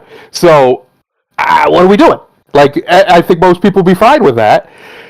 if they did it well. The problem is of course it's Disney. They're going to make her into some boss babe bitchy cunt, and nothing like Storm at all. Unfortunately, yeah, no, I should pick this up next week and talk about this a little bit more. What they're going to do. Maybe I'll try to put something together, because there are so many damn mutants. We could just talk teams. And them doing like New Mutants, which they kind of had a little movie they tried to do, or X-Force, or something like that. But I really, really think they should try to do something that is different. And of course, I'm stopping here on Dazzler. How have you not had Dazzler yet? Even in like some offside Well, I just cameos. said you use that mid '80s, early '90s team. Yeah, She's a part The of that core team. team. she is. Yep. But anyway, we're getting close to time here, and there is one. Uh-oh. I got other things, but there is one article I want to talk about. So go ahead. Ethan Van Sciver defends James Gunn's Lanterns. Oh boy, what are you doing, Ethan? Yeah, only because he's getting royalties. He's about to get paid. What are we talking about? Now, what this is talking about, we know this is coming. We've talked about it several times, but the trailer dropped. And in the trailer, there is nothing lanterny about it at all. If they didn't put the title on it, you would think it's just a buddy cop thing, which is what James Gunn is trying to do. He even says awkwardly in an interview, yeah, this isn't really conventional. So you're not getting Lantern Corps. You're getting, and I saw the trailer, and Hal Jordan, first of all, is being portrayed as a heavy accented Southern man. Okay. Why? What? I don't know. He's Wait a from minute. Central City. Yeah. By this actor, and he's a bitter curmudgeon who's just done with the world. And John Stewart, I think his name's Stewart, who's a pretty good Lantern actually. He's just the young uppity kid that has no respect for the elder, and he's an absolute jackoff. And of course, the female sheriff who is just going to save my. No one's going to tell me I can't save my town. And it's an absolute disaster of a trailer. Go watch it. Right, as far as superheroes. You know what it is, Thundar, if you haven't seen it, it's Titans Part 3. That's what that fucking trailer was. Oh God. It's bad. Yeah. It's edgy for the sake of it. It's dark for the sake of being dark. It's everything you hated about Titans with James Gunn. Yeah. And the thing you got to keep in mind why Van Sciver is piping in is what they said. He's got money on the line here. But some guy, I can't think of his name offhand, who's involved with it. He basically said some joke about green stupid, because it's not called Green Lanterns, it's just called Lanterns. And the reason they're doing that is because they want to bring in, I'm sure you'll see Sinestro and other stuff. And if they bring in an Atrocitus with that, well, then Ethan's definitely getting paid, right? And he must be getting paid, so he must know something. He mentions you're going to see Sinestro throughout the show, and it's like, well, where are you getting that information from, Ethan? Mm-hmm. I mean, because we haven't been told that, but Ethan clearly knows. But this storyline is being based upon, is with James Gunn, Tom King, and Damon Lindelof. And Tom King's involved. So enough said. There you go. Yeah, it's the end of that. Enough said. It's a shame too, because this could have been amazing. This could be great. The Lantern Corps is so underutilized. We'll say it's such a great idea. It's such a great concept. The characters are all awesome. I like all the Lanterns personally. I'm a Hale guy, but I like all of them. I don't have anything against them. Even the more wonky ones. Lanterns, though. He hates the Lanterns. Well, of course he does. In the trailer, they're a bunch of damn aliens. One of them's even a squirrel. He does. Is he from? I'm not even shitting you with this accent, dude. Hal Jordan is from Central City. Yeah, but is he in this? That's the reason I'm asking this question. Is because kind of a big deal to his whole character arc. He's like a white bigot from Texas. It sounds like. As a character, Hale, Central City getting destroyed is kind of a big deal to him. He kind of goes a little crazy, and then eventually ends up the Spectre because of it. So it's kind of important that he's from Central City. A little bit, but no. If you watch the trailer, he's playing the angry racist white man who needs to be replaced. I say, in brightest day, Foghorn Lantern. Oh no! Good job, man. Yeah, no, it's a shame. We've never gotten a good Hal Jordan in live action. We never will, clearly. Ryan Reynolds tried, but obviously that script was not designed to be a success because that last act was a menace. It was a mess. But regardless, we've still never gotten good Hal Jordan. There's a lot of people who don't even know what that means, and it's a shame because, I mean, the concept, the branding of the Green Lanterns is terrible. It is. What the fuck is a Green Lantern? But because of Hal, it works. Right? Because remember, he's not the first Green Lantern. The first one, the original Green Lantern, was a completely different situation than what it became. Yeah, and this iteration is the one that everybody thinks of is Hal Jordan with the nice green and black and white suit and what have you, and it's just such a shame that we've never gotten the Lantern Corps done well. This should be an easy one because you could do it fairly cheaply, and really, honestly, the dynamic of them being. I personally, if I was going to do it, I'd do all four of them. I'd have Hal be leading like a little squad of them, and just go from there instead of picking one or two and jumping around like they do in the comics. Just pick your four human lanterns, right? These four boys, and have Hal be leading them. And they're in charge of this district, right, of space, and that's it. That could be your thing, and then obviously there'd be drama type of thing. Yeah, that's true. Yeah. It would be great. But in this, it's clearly set in the past because he says he's the only Lantern on Earth, only one that's ever been on Earth, and we know we saw Guy Gardner in the Superman movie.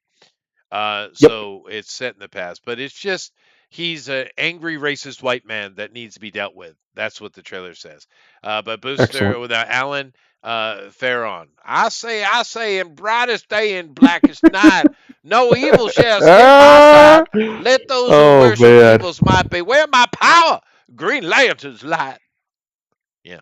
Yes. Thank you.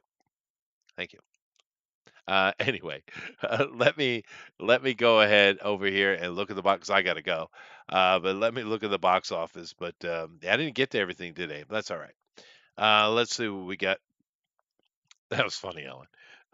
Let's see what Booster say. What you guys should see in Green Lanterns, the animated series by Bruce Timm, which dropped in the early 2010s. It rocks. Yeah, no, it does. It does. There are a lot. DC animated has always been better in live action, dude. 100%.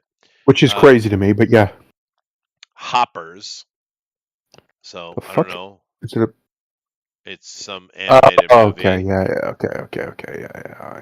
Let's make it a little bit of a movie. Mm-hmm.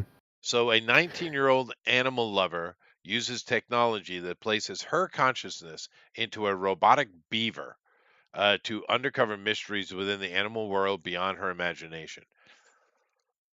All right, well, that's a story, I guess. $44 million. It's different. The Bride. This is controversial, dude. It's not making much money, although I don't know that they spent so much money. Although this does have a couple of big names in it. 1930 Chicago, Frankenstein asked Dr. Euphronius to help create a companion. They give life to a Frankenstein, meaning the monster, I guess. Okay. They give life to a murdered woman as a bride, sparking romance, police interest, and radical social change. This I haven't checked out why, but a lot of reviewers are hating on this movie. I haven't watched them yet, so I don't know why. I apologize. But I just haven't had time to get to it. But they're hating on this. And it's weird because this does have Christian Bale as the monster. So, and we know he can act. I don't know offhand who this lady is, but yeah, you guys probably do. But yeah, I don't know what it is. I'll have to go check it out. It's not doing well for a Christian Bale movie, but I don't know why the critics are hating on it. Do you guys know? I have no idea.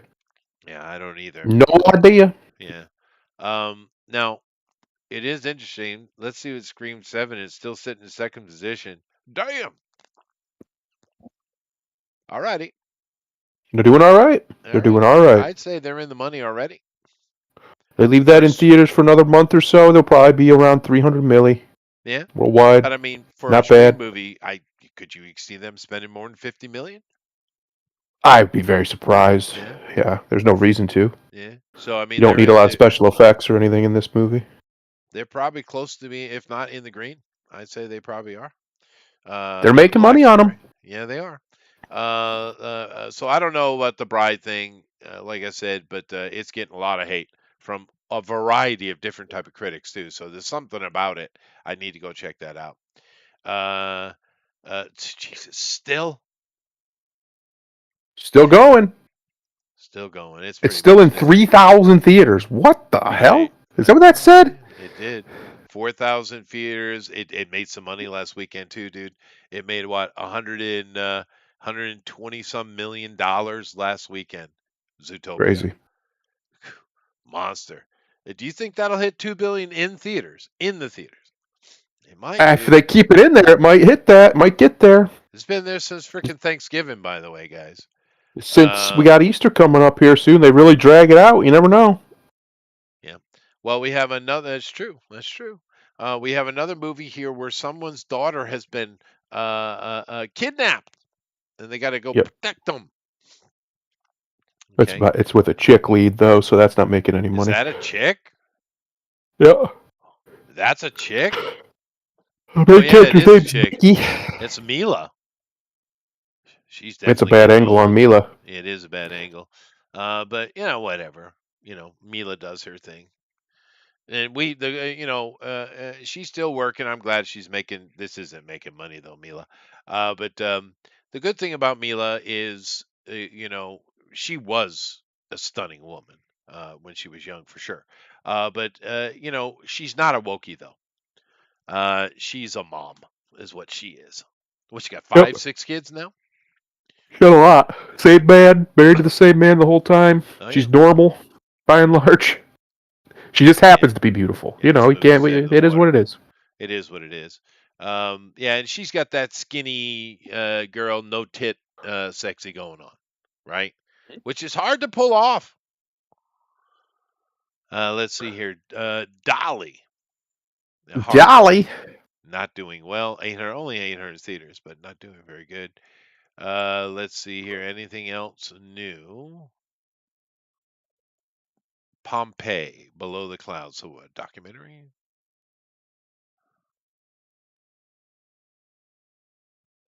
Looks that way. Well, no, the entire down there in Italy and over in the Greek islands right now, there is a lot of volcanic activity, a lot, and they're worried about a whole bunch of trouble. They're worried about losing the city of Naples, by the way, because there's a big cluster of volcanoes that sit right on it, right there next to it, right. And they've been very active. Matter of fact, many volcanists are surprised we haven't had a big pop yet, right? And the problem is with a couple of those, not all of them, but a couple of those volcanoes over there, they're the type that have the heavy core cap sitting on top of the potential bloom. Those are the ones that pop hard, that have that real heavy hard core sitting on top, because it takes so much pressure for it to pop, and when it pops, boy does it go, right? It isn't going to be like Kilauea in Hawaii that it goes off all the time, but it's just a little kind of slow drool of lava, right? It's going to pop, and people from the entire region of Eurasia will see it, right? So this is a big problem. They've been watching this for years. The past year and a half has been very, very tenuous. So this is a documentary on what's going on there. It's actually probably worth watching, to be honest with you. It isn't. Why is this not on the Discovery Channel? Why is this in a theater? I have no clue. It's in 2 theaters, so maybe they just want to be nominated for something. Probably. They do that a lot. They'll put them in a couple theaters just so they can get nominated for something, because you have to literally be in the cinema to get nominated for like an Oscar or something like that. Yeah. Let's see. Alan says, I heard The Bride is what Joker 2 wanted to be, and people are still walking out. Yeah, I don't know, dude. Like I said, I don't know. I've seen a whole bunch of reviews from people who I pay attention to, and they're very negative. So whatever they did in that movie, boy, they're pissing critics off. And I watch a variety of critics. I don't watch just one dude. I watch a variety of people because I want a variety of different opinion, right? But I haven't seen the Red Letter Media guys talk up about it yet. But all the other people I listen to, they're not. Even Campia was hating on it. Campia, the woke crusader, right? So I don't Yeah. know what the hell they did. I got to go check it out. But see what the critics say. Anyway, whew, that's that for today. That's what I got. Grimlock, how you That's doing, it. buddy? How you doing, buddy? I'm going to give you a piece of advice, even though he's muted. My advice to Grimlock is do your best to be the best Uncle Tom you can. Okay. Because he's the hero of the book, dude. Yes, he was. He was the hero. But fortunately for myself, I have no interest in being a hero these days. It depends. There's certain things that you just can't walk away from, right? Yep. Yeah. What we didn't talk a lot about today, Chester. Yeah. Iran. Why? It's a done and dusted. Yeah, pretty much. And now there's people out here. It's amazing to watch the people on the internet who they live in this alternate reality, because they're certain that somehow Iran is going to shut down the Strait of Hormuz. With what? Their navy's What? Done. It's gone. It's it went gone. by. Literally They gone. put it at the bottom of the ocean. It's done now. What Yeah. are we talking about? It's just. I don't think this is all I'm going to say on it, and then I'll let you get out of here. I don't think most people realize the disparity between what America can actually do and what most of the rest of the world is even remotely capable of. Love the fact that Trump just lets it go. I love it. Yeah. Because Yep. we never use our potential because they're always being No. politically sensitive. But Trump, he's like, military guys, I don't know, you're the military guys, go do the military guy stuff. And he lets them do their job. And they freaking, since World War II, 80 years, right? 80 years. Yep. The first time an American sub has sunk a ship with a torpedo. Which is outrageous when you think about it. Outrageous. So think about all the ordnance we've gone through, just wasted, that we spent all that money on that never got used. Right? That's right. But Trump is like, dude, go do your job. And when you let them do their job, holy shit, 2 days. 2 days. Because everyone's like, it's been a week. Well, no, they let Israel do their thing for a couple days. We were only been involved about 5 days. Now I'm not talking about, we've had boots on the ground there for years probably. But as far as our military, 2 days. And their Navy's gone, the Air Force is gone, their bases are gone, most of their launchers are gone. They're done and dusted. Their leadership keeps getting killed immediately upon getting leadership positions. I love it. It's literally like watching the modern equivalent of when the conquistadors arrived in the New World. Oh, yeah. It's just completely outclassed in every way. It's not even close. Sure, they can get a couple of us here or there if they get lucky, but that's what it is. They got lucky. Surprise attack, because those 7 people that had died, Americans, wasn't in Iran. No. One was 6 of them are in Kuwait, and the other one was in Saudi Arabia, right? I think so. And he died. It wasn't even combat related. The other guy, he just died. He just happened to die. Really, I thought it was whatever. They were killed in a missile attack from Iran in Kuwait. They weren't even involved in combat. Right. So, but yeah, no, it's an absolute trouncing. I love this, and Trump loves him some B1s and B2s. He loves them. I love the whole Venezuela thing because you had these same dumb wokies up there saying, "Oh, he's making war." Dude, 3 minutes. 3 fucking minutes, and you want to go on about war. 2 days, we took out actually one of the larger armies on the planet. Actually, Iran did have a big, it did, right? I mean, to get bigger than that, you're going to have to go to places like Russia, China, Japan, right? Because the Yep. Europeans, they're supposed to be our allies, right? They're powerful, right? Their armies are Mhm. shit. Russia has no interest in Europe, even though they keep screaming that they're in danger. But if Russia actually wanted to march across Europe, they could do it pretty easily because those European countries have no militaries at all. None. Yeah. Dude, they don't even, like the UK, for instance, they don't even have a battalion's worth. They don't even Right. have a battalion, dude. Well, How many Daddy America's battalions been do taking we care of have? them. That's right. They're spoiled little bitches, is what they are. Yep. But Yep. the Iranian army was a larger army, but it shows you it doesn't matter. Even something like Russia, we would tear the hell out of them, dude.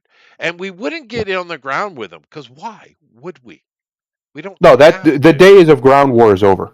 People need to understand that day, unless it's an insurgency, as far as an outside force, no outside force worth its salt is going to invade on the ground unless the war's already won. Well, They're going to lay you out Russia's doing it first. because of attrition. I know what they're doing. Well, Russia's also doing it because they have to. They're not. They're not. They don't have a modern military like America does, clearly, No, or they wouldn't have done. Zelensky'd be dead, right? They'd have taken him out. I don't know Uh, about that. I think they're lingering for a reason. That's my that could be. opinion. Could be. But no, Regardless, yeah, even now we see that not even they are at America's level because America hadn't done anything we haven't for flexed. years. We haven't Yeah, flexed.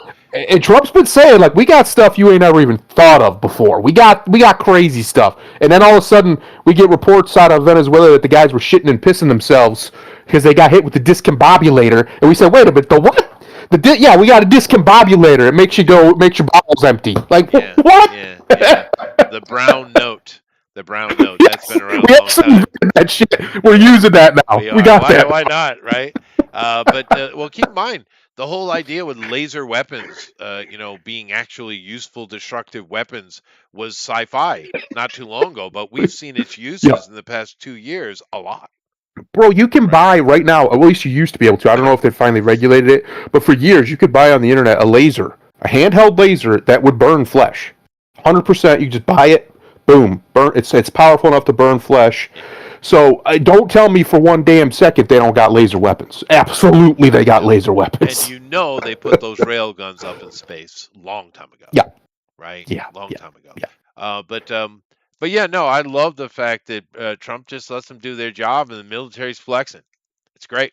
Yep, it's good. Because one, I don't think there's as much issue as the PR is about Russia anyway. I think there's a long-standing deal with Russia. China, Yeah. on the other hand, they're certainly getting a message, aren't they? Well, Right? that's who this is really about. People keep saying this is about Israel. No, Israel's part of it, sure. But really, Trump's motive is cutting off China. He Yep. cut off Venezuela. Cuba's next. They've been very clear. Cuba's next.